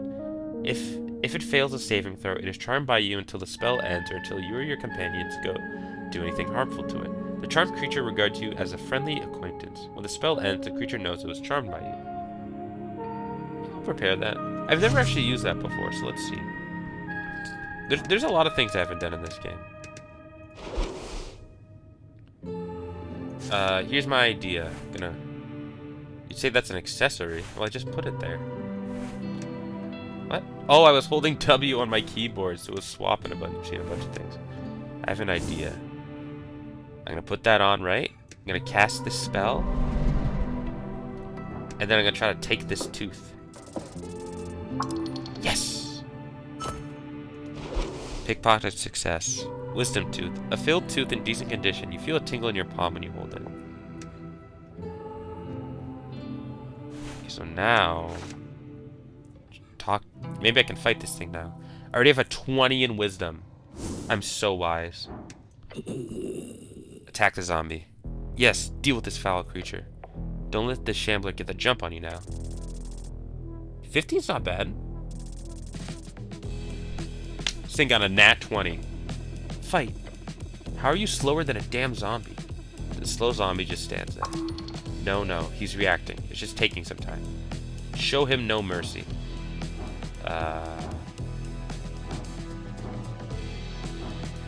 Keep your composure. Wait and see.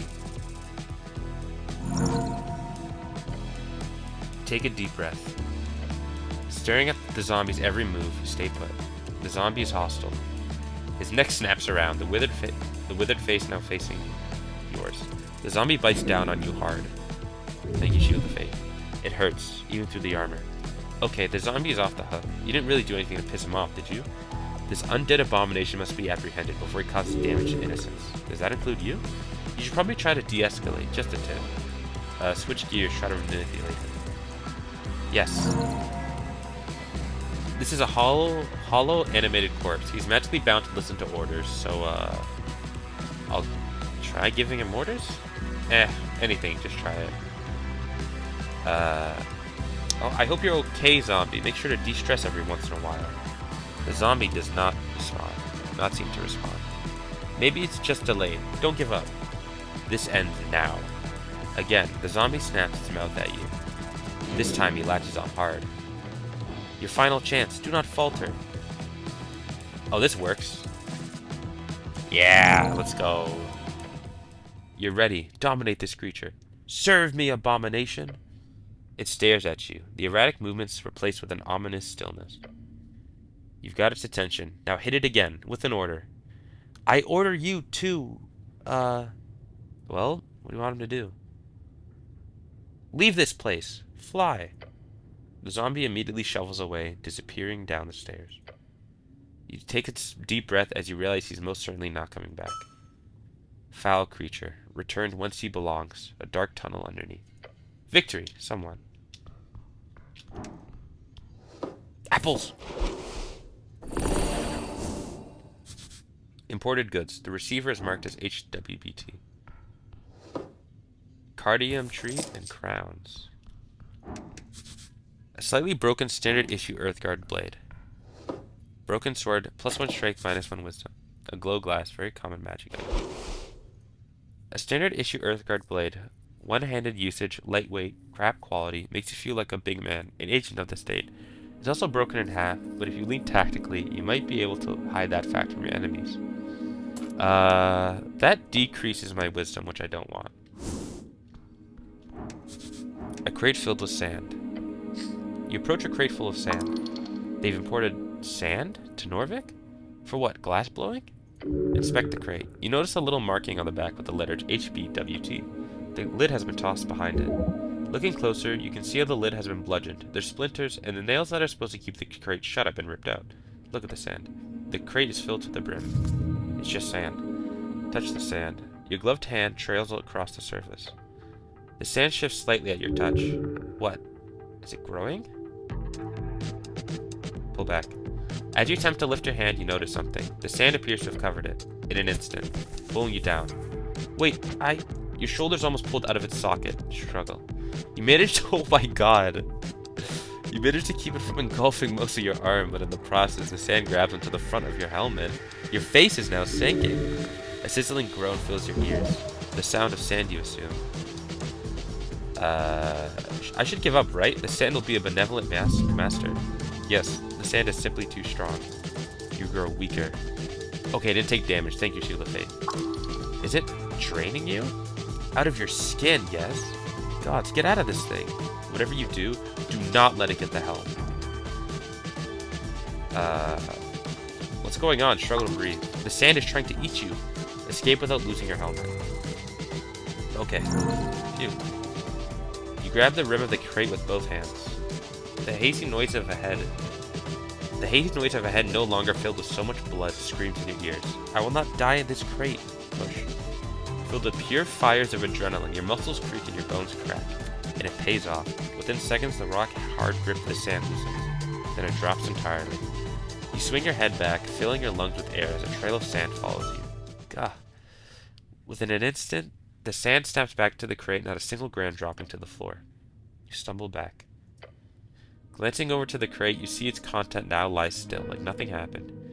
You should put on the lid to make sure this does not happen to someone else. Am I alive? Possibly. Shake your head to get rid of the sand in your ears. It helps. A little. Carefully put on the lid. You take a very, very careful step towards the crate to grab the lid. Then you place it gently on top. Your job here is done. I've done a great service to the community. There's a door inside this tunnel. The door in here is barred. The stairs leading down, far into the city below.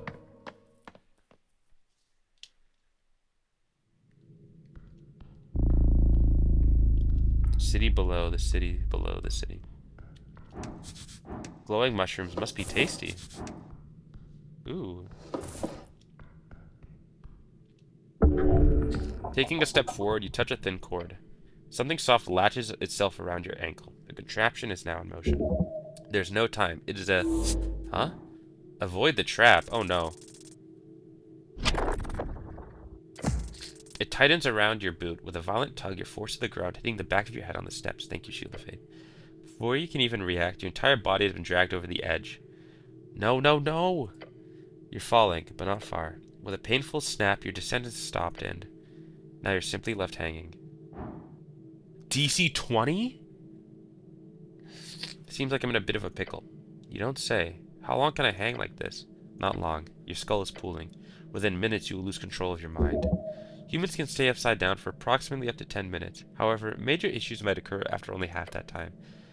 Suggestion, do not stay upside down. Okay, I think that helped. Okay. Look up at the rope. It's snared tight around your boot.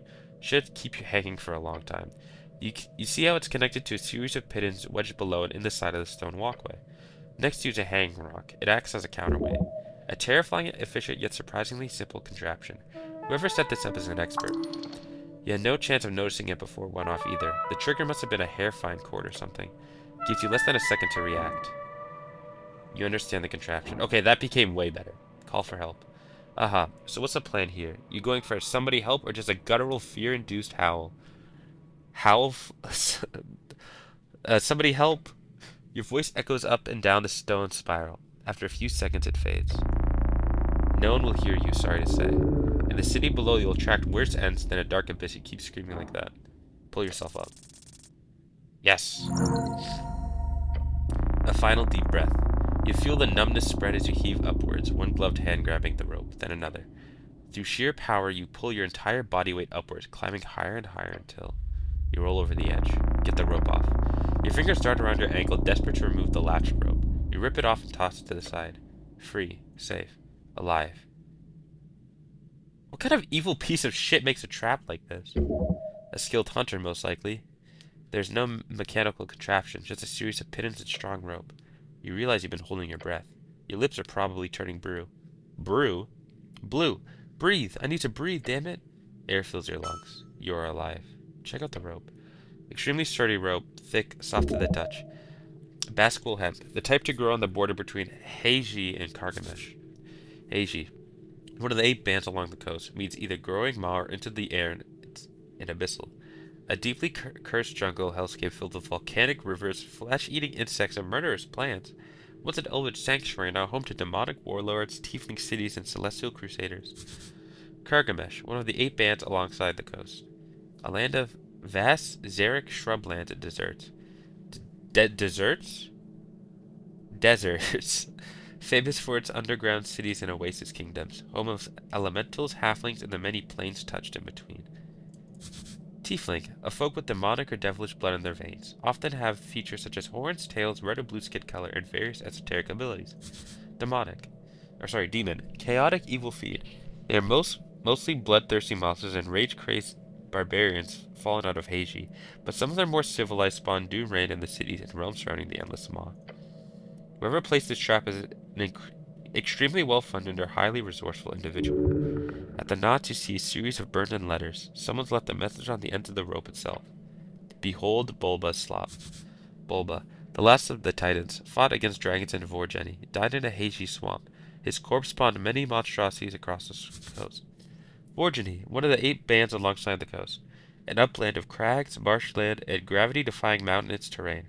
Home of giant shamanistic humans and tribal gnome folk. Crowd.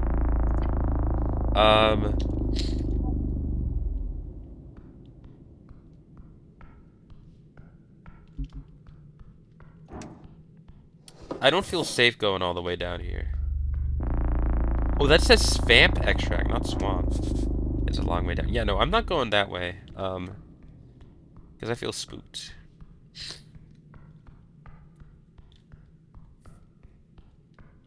I'm not exactly built for combat.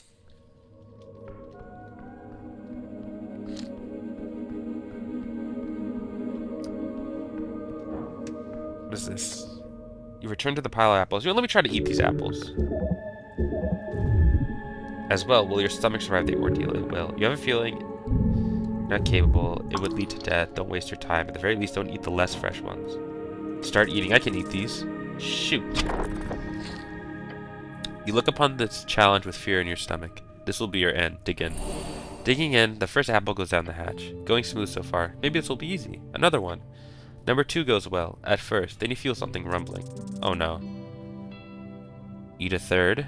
A rotten core, and something hard. Yes, that was a mistake. Shield of faith, my goat. There could be something good in the pile. Keep it up. Something is in the pile. Next one. Your stomach fights against your hands as you bite down on the apple. This is impossible.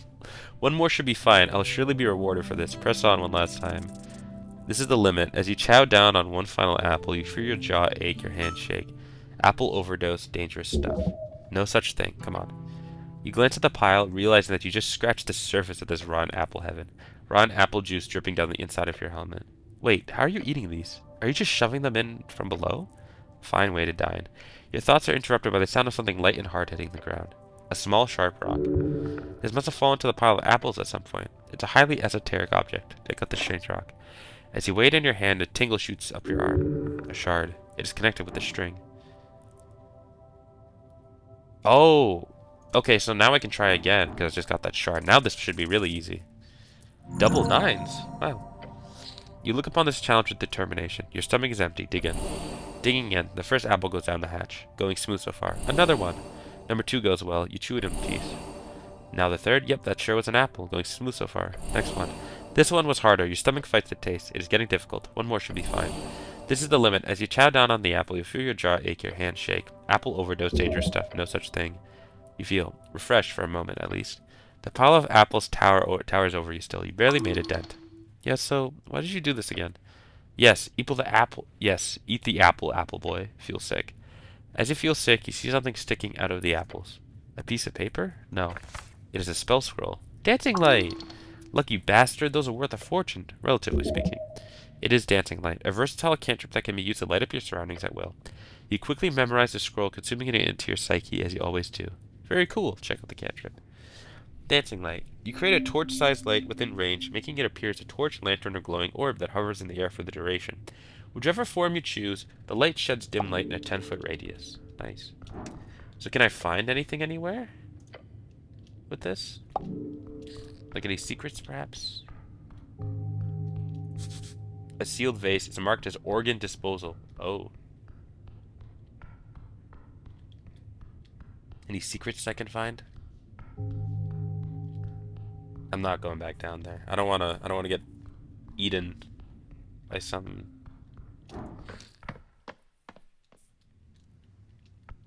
Can this see inside this pot? Find this pot to be empty. Not corpse dust, is it? There's fear must grow sturdier.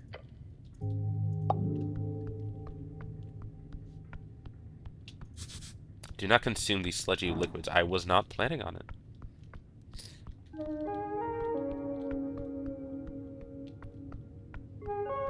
I'm looking for secrets. You kick the bottom of a crate. Your foot hurts. Why would I do that?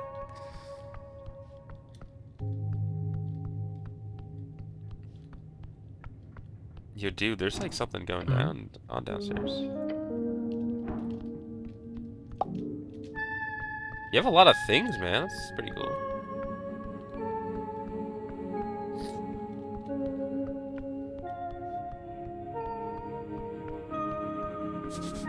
Voices upstairs and the smell of salt. I spent 3 hours down here. I'm supposed to be somewhere. It says Viskin's Lich House, but then the and dentistry is scratched out. Men at work beneath Asgal's green banner. There's an esoteric place in effect here, stopping rainwater. Crowns. Can I go up here? Ooh. This takes gut.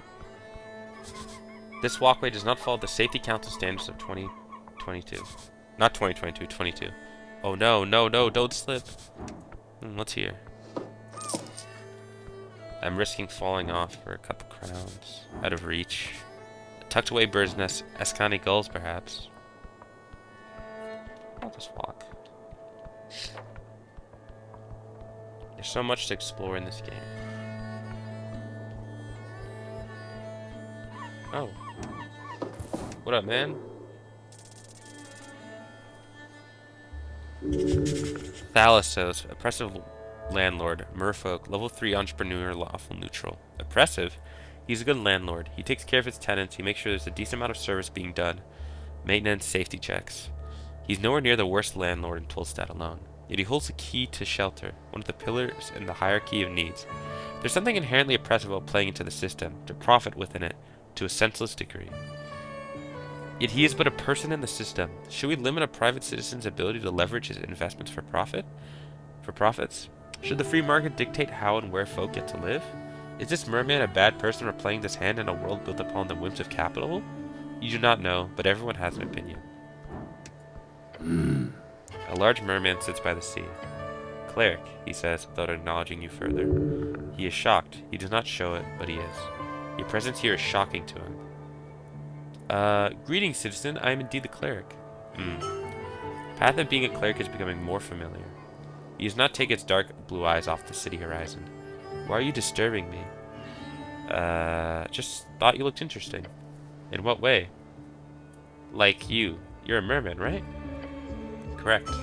The merman looks at you with a pair of deep eyes. Thalasos is my call. You stand in my garden. Your call? My name, he enunciates slowly. You live here? No. I don't appreciate the city visiting my property without a heads up. I apologize. Good. But while you're just standing there, keep an eye on the second pole. You want me to fish with you? Yes, be useful.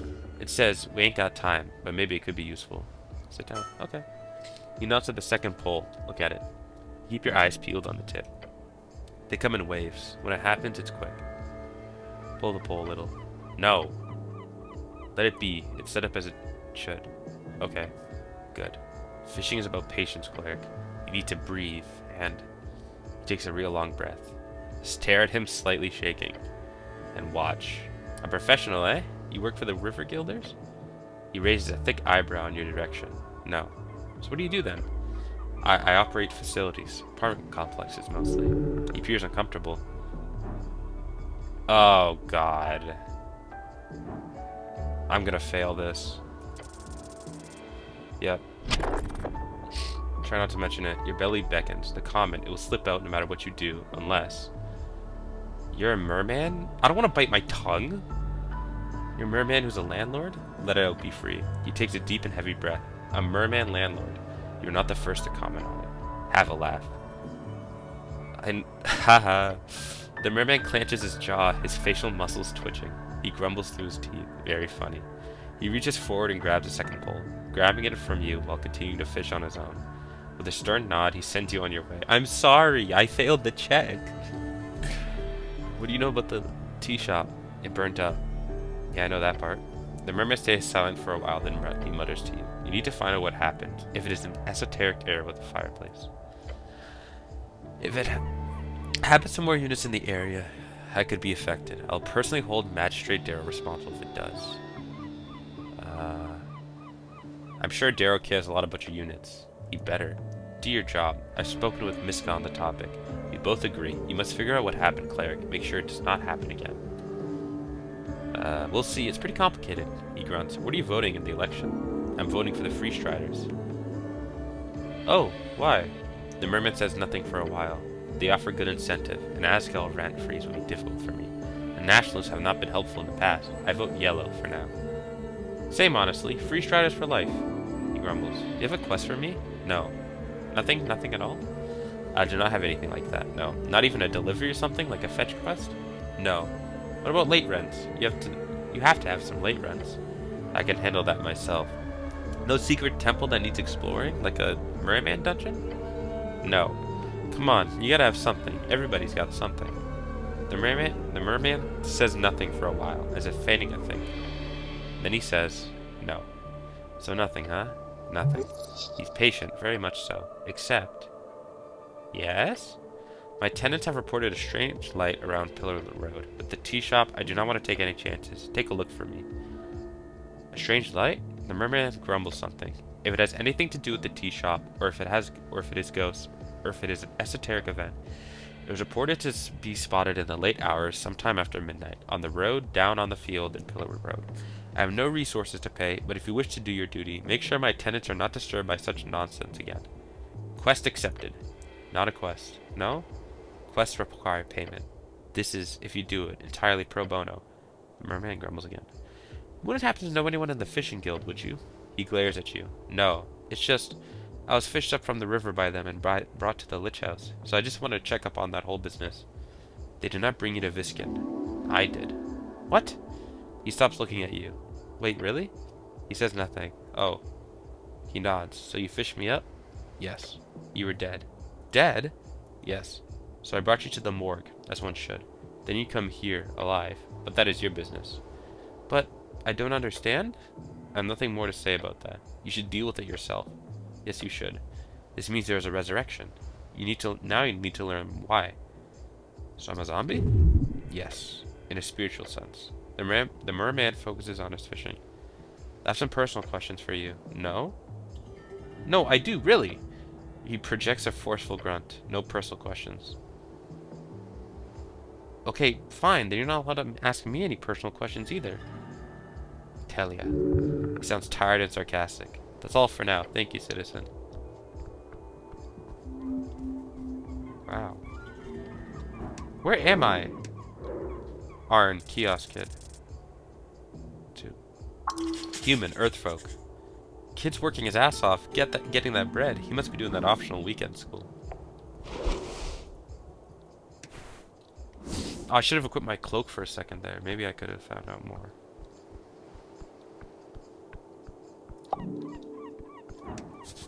Drunk Sphinx opens at 18. Okay. It isn't that time yet. Any secrets here? No.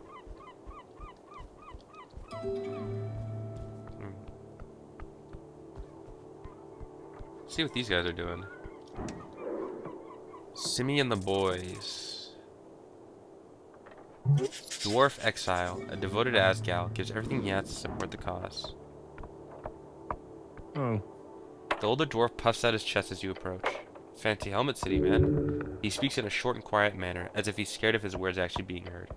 The dwarf behind him laughs. Stand up for yourself. Bad idea. They would fuck you up in a fight. Don't engage, just leave. Thanks, my mom got it for me. Oh. It's a lovely helm. She has good taste. You made him feel bad for making fun of it. This is not an evil person. I shouldn't stare. Oh god, Constitution. I'm gonna do so bad on this. Oh. Dwarf, exile, level 3 foreman. He stands by his ideals with gut and little else. A push will earn his respect. That is his way. Alphaz knows he is privileged. He hates it. His ideal clashes with his blood. Around the amphitheater scene, you see a number of dwarves hard at work. They're constructing a banner of some kind, carrying a bright green flag. The banner of Asgal, the fool. One of the dwarves stand to face with you with a furrowed brow. He appears to be in a staring contest with the orc on the other side of the theater. Oi, Mr. City Man, he calls out as you approach. We made it clear already. We're not moving, not one bit. He shoots you a shit-eating grin. This dwarf gets extreme pleasure telling you to fuck off like this. What's going on here? Just working. The boys will be done soon enough. You hear the other dwarves laughing behind him. Nothing illegal going on here. Nothing at all. He's only saying that because he has to defend himself quite a lot lately. Great! Actually, no, I don't care. I'm on a higher mission. A mission? He looks intrigued. A quest to save the world. A quest, he laughs. God bless your journey, then. Now, we're not doing anything against the law here, so... One of the older dwarfs spits on the ground next to him. You even know who you're talking to, child? This here be Alphaz of the Bond Adverse, a foreman in the Asgalas movement of Norfolk. Foreman, one of the leading members of the Norfolk Asgal Council. Norfolk Asgal Council, sometimes called the NAC, this group of foremen, or four folk, guiding the Asgal movement in Norfolk. They lead workers' unions movements, Asgal rallies, and the entire Asgalis Workers' Party. He's done more good than all of you Earthguard combined, a true speaker for Asgal. Damn, that's a lot of good. Simi exaggerates. He gives the older dwarf the stink eye. I'm also not in any way proud of my heritage. Nobility is just a poisonous hierarchy. Typical talking points. He grins. Just wanted to make that clear. Don't mention the whole noble thing. It'll just piss him off. Unless you want that? You boys setting up a play or something? A play? He spits on the ground. We're holding a rally for the cause. This evening, workers across Tolstad will gather to hear the word of Asgal. He turns towards the orc, and no one's going to stop it. You hear laughing coming from across the theater. Papers, Alphaz. He grumbles and turns back to you. So, what do you want? What's the problem here? He shakes his head. Where to even begin? So, it is forenoon. I get the lads together, and when we arrive, that accursed woman there is standing here. The dwarf shudders. She starts complaining. He reaches for something in his pocket and takes out some documents. We show her the papers. And the papers are no good, she says. Bah. Real convenient, I say. No, there's nothing wrong with these papers. We are in our right to speak out against tyrants and burghers. Burghers. Borger.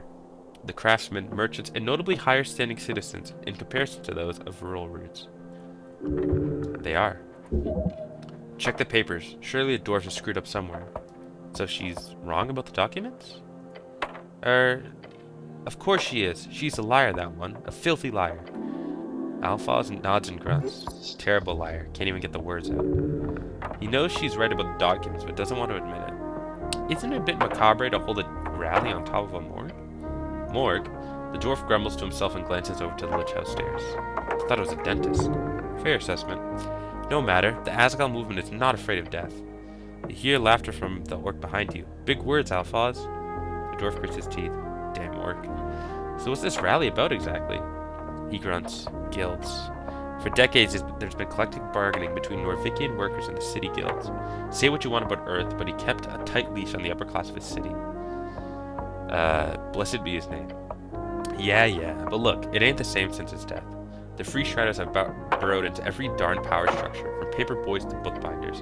In less than a dozen years, salaries have stagnated and the prices have gone up. They said Free Striderism would make the city rich. I say it makes its people poor. We need change. So are you here to convince a bunch of Tolstad workers to vote for the Asgalis party? More or less, yeah.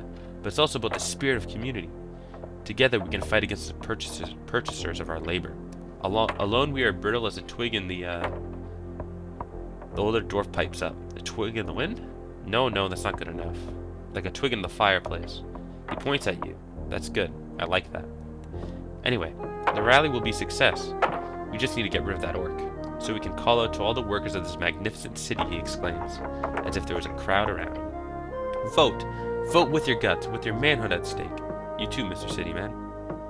Can I see the papers? He gives his companion a glance. Why? Never mind. He grunts and eyes you suspiciously. Good luck fighting tyrants. Thank you, Mr. Cityman. I appreciate it. About this Asgal. What about him?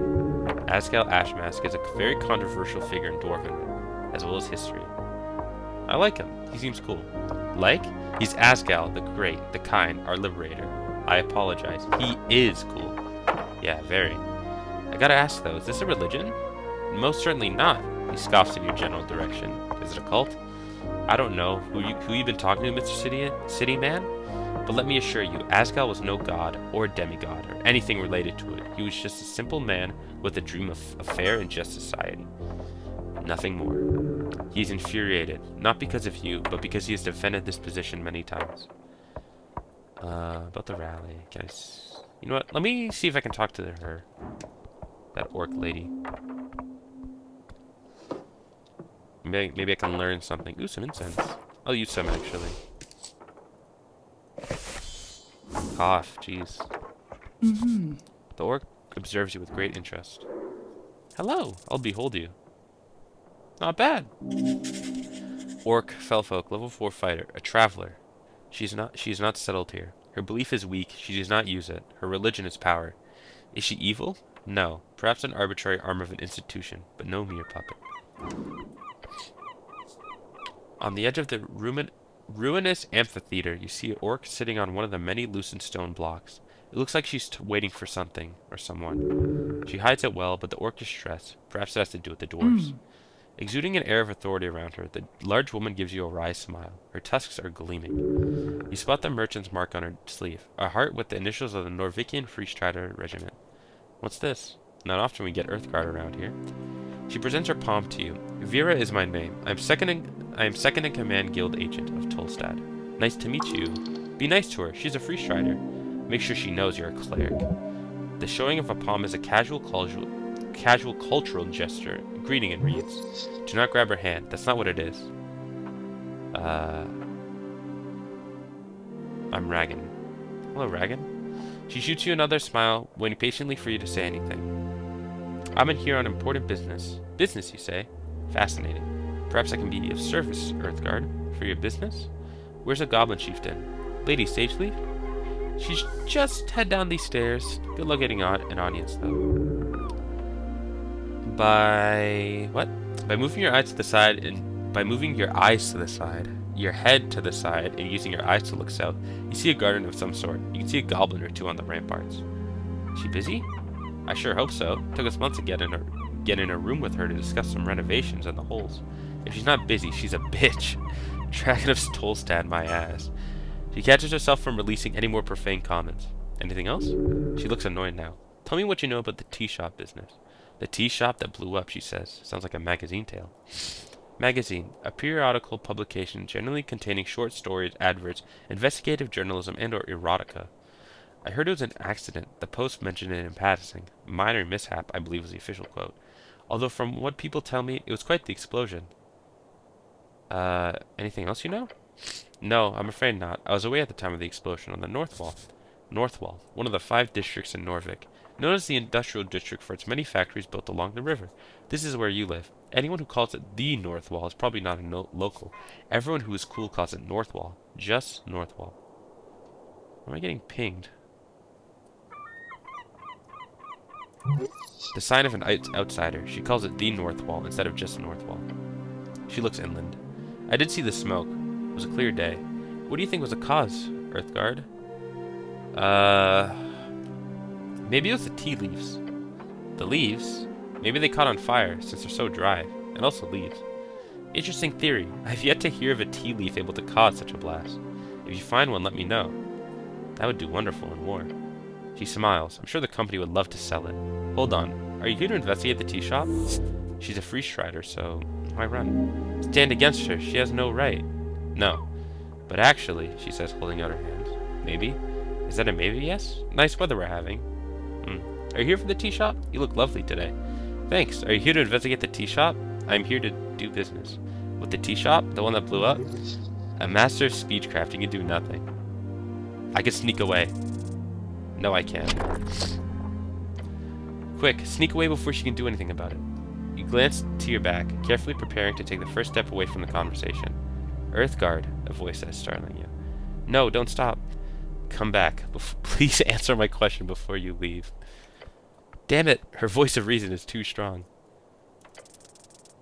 Or it gives you the kind of look you would give a child that started eating gravel. How did I take 2 damage from that? Like, does anything I do or experience kills me in this game? Let me ask again, she says, her tone now slightly more tense. Are you investigating the tea shop? Yes, damn it. Interesting. I'll be honest, I assumed the city would just ignore it. But they sent you. Perhaps it was a secret? Should we have stoically avoided the question better? It's sort of a giveaway. Clearly someone thinks this is an esoteric mess if they sent a cleric to look into it. Why would the city avoid sending a representative? Duh, because of the election, of course. Look, Tolstad is a highly volatile district with lots of extremist ties. I believe his tea shop acted as a sort of lightning rod. So when a place like that blows up, why would any faction spend resources investigating it? Especially when those resources could be spent on trying to win the terribly important election. A sound reasoning. While some might see it as corruption, I'd classify it more as simple, boring, but ultimately harmless bureaucracy. What exactly have you heard? It blew up. Fireplace accident. Bullshit, of course. Most likely a rogue spellcaster. Esoteric. I keep hearing that word. What does it mean exactly? Really? It means her eyes wander for a while. Her brow furrows. It's a term to describe whenever something queer happens. What? Whether the cause would be regular spellcasting or something more esoteric. I'm sure you've noticed something you couldn't explain rationally, then that would be esoteric. I assumed you of all people would know what it is, considering she mimics casting a spell with her hands and points to you. Mimic. Horrifying shape-shifting monster. Capable of copying the looks of any object it discovers, although with some limitations depending on the type. If you touch it, you'll get stuck and probably eaten. Well, I'm here now. You sure are, and good luck, cleric. If there's anything that Ascani Reed's trading company can do to help you out, let me know. You can usually find me down in our HQ on Water Lane. She smiles in a way that completely breaks down your defenses. Looking forward to seeing you there. A kind gesture with ill intent. I'm done discussing business. You want to move on to more casual topics then? Politics, perhaps? What's the deal with the dwarves? Oh, them? Complicated as anything. I wouldn't be sitting here wasting my precious day if it wasn't for them. But in short, they're holding an unlawful assembly. And they won't let me take a look at the document proving it. Not frustrating at all, she says, and winks at you. Explain it to me in detail from the top. It's all just an inconvenience. Her eyes say a pain in the ass. These lovely Asgalas have decided by themselves to hold a rally here on this lovely little circle square. Unfortunately, they need a permission of public gathering, or PPG. A PPG needs to be approved by district council. They do not have a proper PPG. You pick up on her use of the word proper. What does that entail? Proper? She scoffs. It is marked for last week. It is expired. She's not lying, but there's something else. Ah, she's twisting the truth, but in what way? And you're just sitting here because... Simple, really. These dwarves are ignoring my call to disperse, so I'm here as a witness. If they do not leave by sundown, they will be fined and or arrested. Won't you just come back at sundown? I would, if it wasn't for the fact that I need to witness the entirety of the trespassing. Since they were served during the morning, if they do not disperse by sundown, they will be inflicted with an entire day's worth of fines. I'd have an assistant do it, or a secretary, or we're stretched thin. My charisma in real life is like a fucking 1. As it is with the election coming up. No, I'll just sit here and smile politely. Arrested by whom? She gives you a smug grin. You, perhaps? The monopoly on violence here in Tolstad is more of an oligopoly. It'll be a roll of the die to see who gets employed to handle these rude dwarfs. Maybe some goblins? The city of Norvik also allows us to employ mercenaries for ab extra legal enforcement, but the company likes to avoid that in most cases. As you can imagine, mercs tend to lack that finer touch. There's something shady about this. I would love to enforce your justice. Well, the city's justice, but for sure. She enjoys thinking about her brain of justice. Sounds like trouble. Ha! Trouble will just be at least exciting. This is just dull. If only I could get my hands on those PPG documents. Then I could simply hand them over to the city and go home early. Or rather, head back to the office and complete the org size. The draft for the marketing meetup. Sorry, I've got a lot on my plate. You're being manipulated. Be careful. If you get her this PPG thing, then that'd be a pretty easy way to clean this mess. She'd totally be in your debt. I'll solve this. Wouldn't that be something? That you could just swoop in and save the day. That's what I'll do. I'm a hero, you see. She laughs. You are indeed. She keeps laughing. You certainly entertain her. But the dwarves... Good luck. I'd like to know more about you. Little old me, I'm an open book. Where are you from? She doesn't answer you at first. Instead, she looks away for a moment and smirks. She's thinking of messing with you. You mean because I'm an orc, I can't be Norvikian, she says, looking at you with a stern expression? I'm sorry. She laughs. Oh, don't be, I'm only messing with you. Start going down on your knees. No, really, I'm sorry. Stop, please get up. She guides you back to your feet. I am actually not from Norvik, believe it or not. I'm from Blood City Bay. I ran with a war band when I was a girl. Blood City Bay, the most populated city around the coast, built upon the corpse of Gorgorin and the Great and Terrible. A sprawling mass of wooden walkways and buildings carved out the calcified remains, once famous for its fleet of airships deployed during the Coast War. Known as the origin of the Industrial Revolution, and while New Thason has overtaken it as the leader in manufacturing, it still stands as one of the most industrious city-states. Gorgorin, a devil second in line to rule the deepest layer of hell. Legends say he was presented with a deal. Conquer one measly pocket dimension, and in exchange would be granted the throne. A millennia of fighting orcs, elves, several walking gods later, his corpse is now used as a foundation for Blood City Bay. Industrial Revolution. A period of rapid technological, esoteric, and social change that began in Old Dimenor between 270 and 340 AE. It marked the ship from agrarian, magic-based, and handcraft economies to industrialized and mechanized production. This transformation revolutionized manufacturing, transportation, and urban life, laying the foundation for the modern industrial world. Devil, a lawful evil fiend. They are lawyers, soul traders, and either the most efficient type of leaders or the worst type of middle managers. Their numbers are dwindling as of late, but in Blood City Bay, they still rule supreme.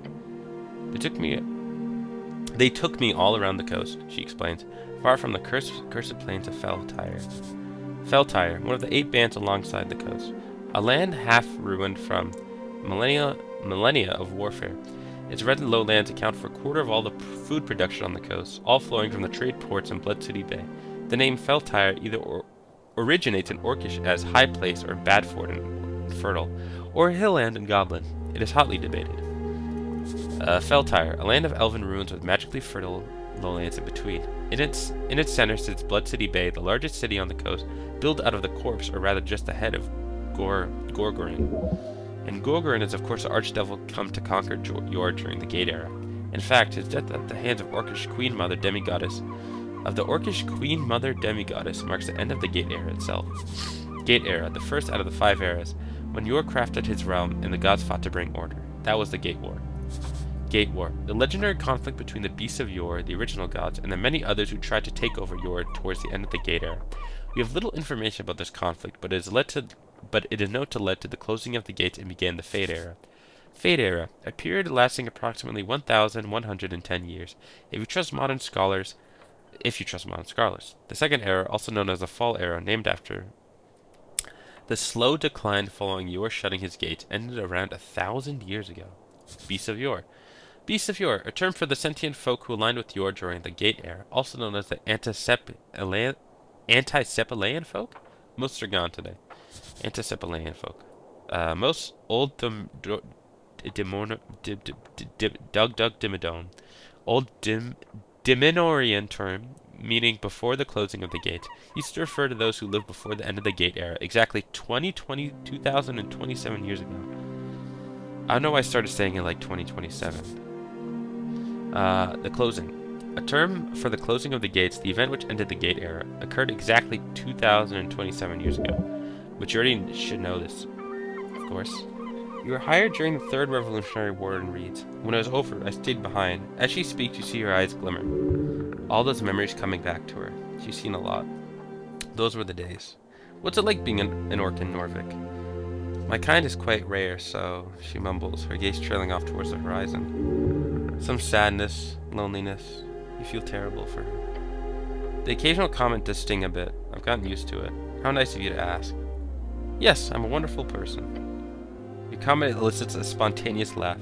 Oh, gods be damned, you're a special little man. That's the first genuine laugh from her. She carries a thoroughly constructed mask. I'm not gonna flirt with her, no. So you're working for the Free Striders? I don't work for the Revolution. It's just a revolution. You fool. You knew that. Maybe? I work for the Askani Reeds Trading Company. Askani Reeds Trading Company, one of the many branches of expansionist organizations along the coast. We promote the Free Strider ideals in Ascan. Currently, we focus on making sure the selection process goes smoothly, along with other economic concerns. I enjoy working for them much. Perhaps not so much on slow days like this, but alas. Thank you for bringing Free Striderism to Norvik. I don't really view it as an ism, but you're welcome. You become a Free Strider. Nice. I'll be honest, this is one of the reasons I took this job. Speaking with individuals such as yourself, hearing what they have to say. So thank you for that. She's being genuine. I'm done asking questions about you. Oh, silly me, talking about myself all the time. What about you? I'm a literal walking corpse. Necromancy isn't unheard of, but... who am I to judge? Be undead if you want to. Tucked away bird's nests. Got any gulls, perhaps? I want to get over there. You see a bird's nest nestled on the edge of a protruding stone tile. Got some eggs in it, and you spot something shiny below as well. It appears unguarded. Must be a gull's nest. Just don't climb out there, man. You'll die, like, for sure. With the cantrip Mage Hand, you could easily grab the content of this nest from a comfortable distance. Mage Hand. Common arcane cantrip. Can be used to grab things from afar. Very useful. Where can I get a Mage Hand? You used to have a version of your own memorized. It was clearly lost in the river. Feel sad. However, there are ways of restoring your memorization of the cantrip. You'll need a source, perhaps in a library? If you had time for a trip to the towers, that would be ideal, but alas. You'll have to make do. Perhaps those esoteric books in Lich House could be of use. I'd really like to climb out there and give it a shot. No. Come on, just a little thrill? Push it, despite your groaning stomach. No, you will die. I fell into the river once, why not twice? You get twisted at the thought of tumbling down those red rocks. Stop this, you have nothing to gain. Nothing? No, that's just not true. Your job is self-preservation. This is not it. Self-preservation becomes a lot easier with coin. Gotta risk a little to gain a lot. Nothing here to gain except another death. Boring. So very boring. Yeah, let's not. This will let you live. Man. Ow. So many quests. An orc and a bunch of dwarves are in a deadlock. The dwarves want to hold a rally, and the orc is sent to stop them. Alpha says they have the legal right to hold their rally. Vera claims that the dwarves' legal documents are expired. Let me see those documents, gang. Hi, City Man. What do you want this time? About the rally. Can I see the papers? Construct an argument as to why you should get the papers. Nice! Just tell them you're an expert and that you're on their side. I'm an expert. Are you now? Yes. Also, I'm on your side. He repeats louder. Are you now? Now hit him with the, I'm your best shot of getting out of this. The dwarf grumbles. His eyes go from you to the orc behind you. Fine.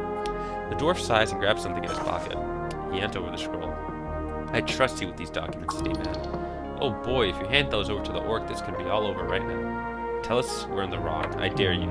Because we're not. The older dwarf joins in. Take a step back and check it out. Let's see what's actually going on here. Okay, I'll take a look. A formal permission of public gathering. It contains a lot of legal nonsense, making it difficult to parse. It's quite light, some kind of magazine paper. Unrolling it reveals a short statement about a political rally at the Circle Square. Permission of public gathering accepted, it says in big letters at the bottom, followed by a signature, Tolstad Magistrate, Nicholas Darrow.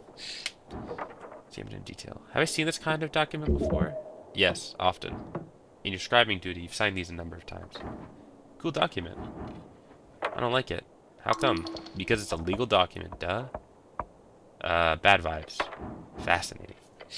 This kid. Can you look at this document for me, perhaps? It'd be very cool of you if you could. Also, do you have a copy of Mage Hand anywhere? I'd really like that. I was dead when I was brought here. Yes, he admits it so easily. I apologize for not telling you the truth earlier. I was advised not to. He puts down his pen and looks you dead in the eyes. When you arrived here, you were deceased sometime in the night from drowning. Right. Approximately 3 hours before arrival, I immediately began the formal procedure until I received word from Lady Sageleaf, along with payment. He nods. She wanted you alive. The lady had been notified of your arrival here. As such, I prepared a resurrection. You rezzed me? I rezzed you, yes. That's powerful magic. It is. I have my sources. The Pale Man holds incredible power, if he's able to bypass the esoteric limitation. However, I suggest you speak with Lady Sageleaf about this, if you require answers. I am simply a middleman in this. What spell did you use to revive me? He's quiet for a few seconds. Concerning if you should share this knowledge. A modification, then. A personal resurrection spell. Raise Dead. Raise Dead, a 5th level necromancy spell. It raises a creature from the dead if the time of passing is within 10 days. It is a highly sought out after spell these days, and very few are able to cast it. With changes. It is not the original spell, as I'm sure you understand. Viskin's Raise Dead. My spell requires a higher cost while lowering the spell's complexity in return. A higher cost? Like a blood cost? No, cleric. The new cost is doubled. 1,000 crowns, which is not too bad. My life is worth much more than that, yes. The Pale Man stares at you. Is this why I lost my ability to cast higher level spells? Potentially. Whatever issues your body and soul appear to have had with my spell, it was not permanent. I'm just that kind of awesome of a wizard, I guess. Of course. I felt really weird when I woke up. Like different. Is that your dark magic also? That can happen, yes. As it can with any resurrection magic made when a soul is given sufficient time spent away from its body. So my soul is ruined? No. His cold voice shows no interest in your personal business. Soul magic is complicated. Not even the greatest arcanists were able to unlock all of the secrets of the inner light. Perhaps one day you will. Right. I'll go speak with Lady Sageleaf. Good idea. The Pale Man was simply an instrument. But it is good to understand this game you've been entangled within. What do you know about spell casting? My prayer book is ruined. Yes, I noticed. You speak with a Shen down on Water Lane View, a bookbinder. It'll cost you, but you can fix it right up. As a cleric, you obviously only need your faith to cast spells, but I'm sure a spell book won't hurt in the long run. So he can't help me with that, I don't want to do that. In fact, it sounds quite awful. Fair enough. Just remember that spells are terribly useful when applied properly. Okay, so I can't do anything.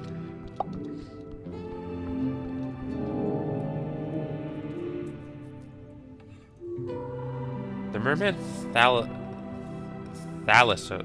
Thalassos was the one who rescued you from the river, but he says you were dead when he dropped you off at the Lich House. Viskin was the one who brought you back, on behalf of Lady Sageleaf. But why? I'm gonna find out the whole story.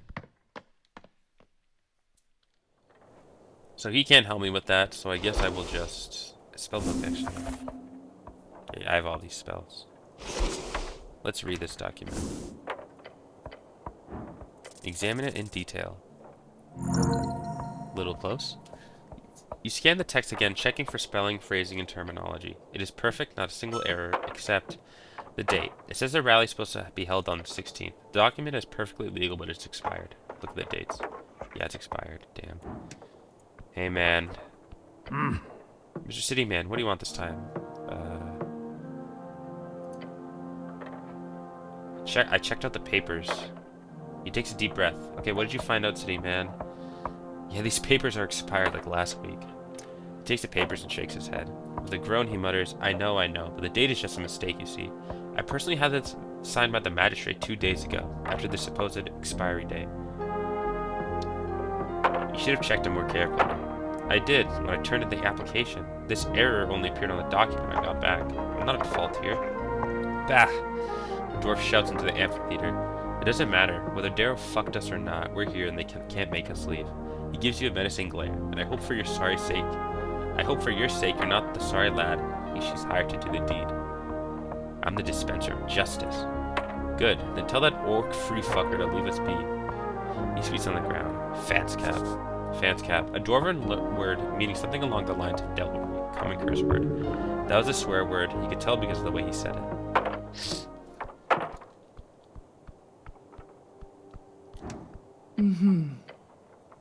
About the dwarves. I checked the papers, they're expired. They are indeed expired and invalid. Wait, they let you check the papers? Aren't you a smooth talker? If you could get them to me, that'd be quite the favor. So, should I just hand her the PPG thing I got? With the documents in hand, she could simply hand it over to the magistrate's office and let them deal with it. The dwarfs would be furious. No, wait. I already gave it back to Alphaz. Whoops.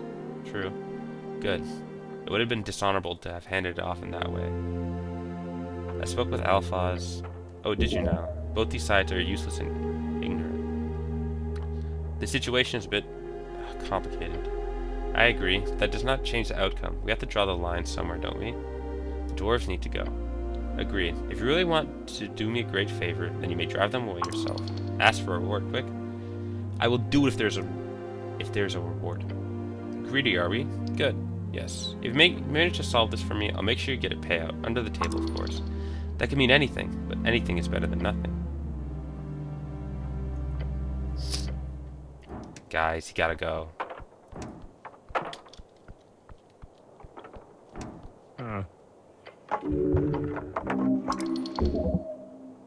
Making fun of me, dwarf? Maybe I am? What are you doing about it, huh? He's acting tough, be easy on him. Nah. So...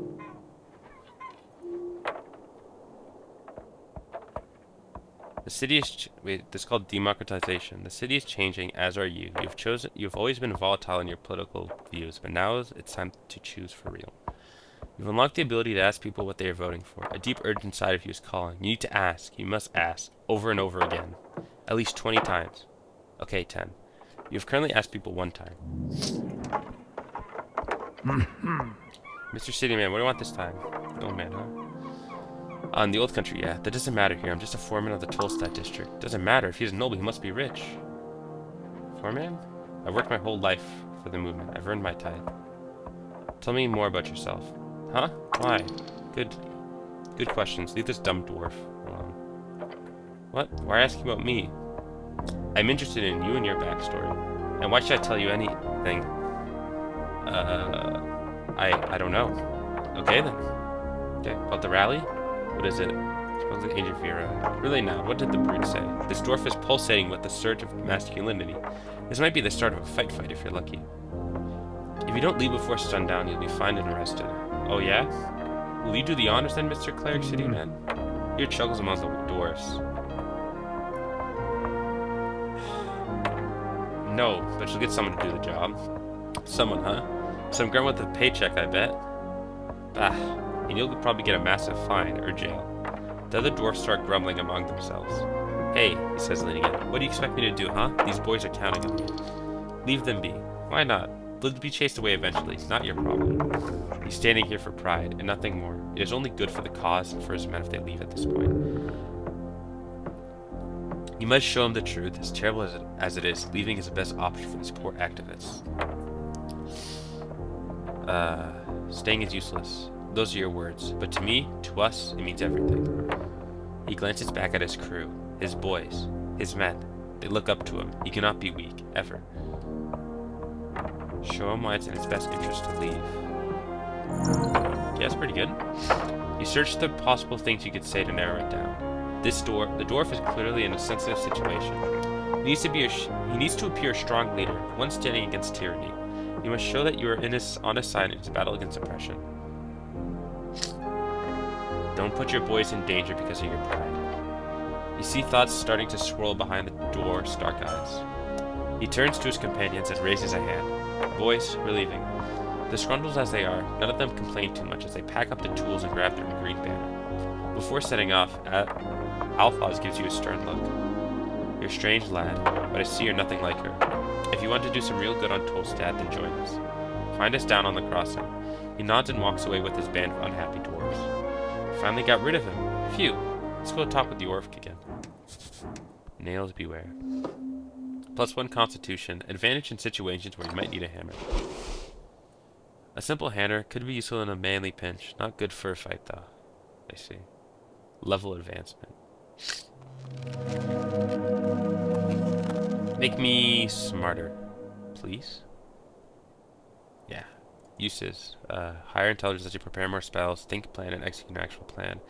Complete the macrocatic return. Vote for yourself. Be genius without peers. I'm so smart. A circle square conflict. You convince Alphas to leave the circle square. Let's speak with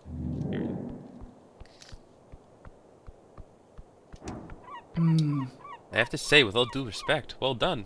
Right, the dwarfs. Oh yes, I saw the whole thing. The whole thing. So that's how you handle them, by resolving it with a few kind words. Won't say that's not impressive on its own, human. She's actually quite annoyed that you didn't solve it with more force. I said what I had to say. Fair enough. At least it's over now. You've done a great service to the Ascani Reach Trading Company today. And on the topic of payment, she hands you a pouch of silver crowns. 50, nice. Yes, jackpot. That hit the spot. The orc laughs. Good to see you satisfied. I'm sure we can find some use for your services again.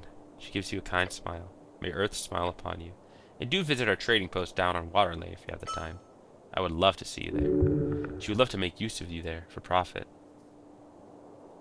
Well met, Agent Fear. I'm not saying I love you, that's wild. Same to you, Cleric.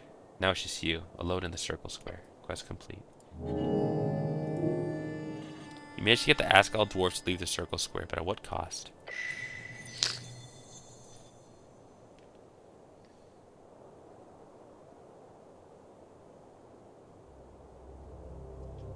A dozen dwarves and an orc walk into a tavern. The orc turns to the tavern keep and says, "Hey, give me a large one." The tavern keep says, "Please don't turn this into a joke. These are real people you're talking about. What's going on here?"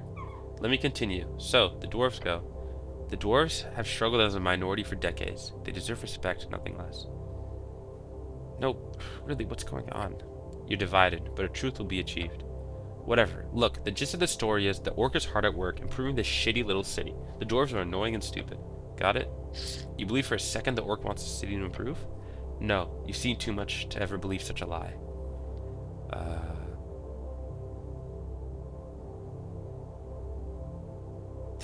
The dwarves are Asgulus, meaning they like poor people. That's making them the good guys. There's some kind of debate, eh? Kind way to put it. The revolutionary Free Strider will bring freedom, democracy, and riches to Norvik. Democracy. Said to originate from early arcane civilizations in Ord Divinor, it is the rule of majority. Those with suffrage may vote to enable their preferred government, a truly messy and ineffective process. Last part being the most poignant. Let us focus on each of these points one at a time. Oh, come on. Freedom. Free Strider rule would entail joining the Free City Alliance. Local politics will be focused entirely upon serving the core cities and reeds in the interest of the trade company. Democracy. While it is true that they initiated the move towards universal suffrage, the Free Striders are known for both ruthlessly pushing propaganda to vulnerable folk, as well as just simply buying votes. This is fact. Ridiculous. Riches. The claim that Free Striderism would somehow enrich the folk of Norvik is actually ridiculous. What kind of riches are being distributed to the lower class of the city with the already Free Strider-owned factories? This is silly. Without Free Striders, you'd probably be a farmer. Who the fuck wants to be a farmer? Farming is good, healthy work. Don't change the subject. Do you two never shut up? Not really. I feel like I should make a decision here. Choose feet. Yes. You must retain this spirit of the Asgalian Revolution. Take a deep breath and stand up against the ever-growing wave of capitalism. You should choose Asgalian spirit and speech. With this feat, you restore 1 hit point for every hour that passes. Greed ain't so bad. To be able to unlock a better life for yourself, who wouldn't want that? You should choose Money Talks. With this feat, you get 15% more crowns on pickup. I think I like Money Talks, functionally. Yeah. Smart choice. Now keep an eye out for any opportunity. There are crowns being made at every corner of this stinking place. Feels like you resolve some conflict in the world.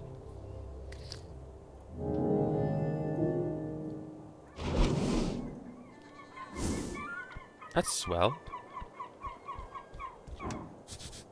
Goblin wall art.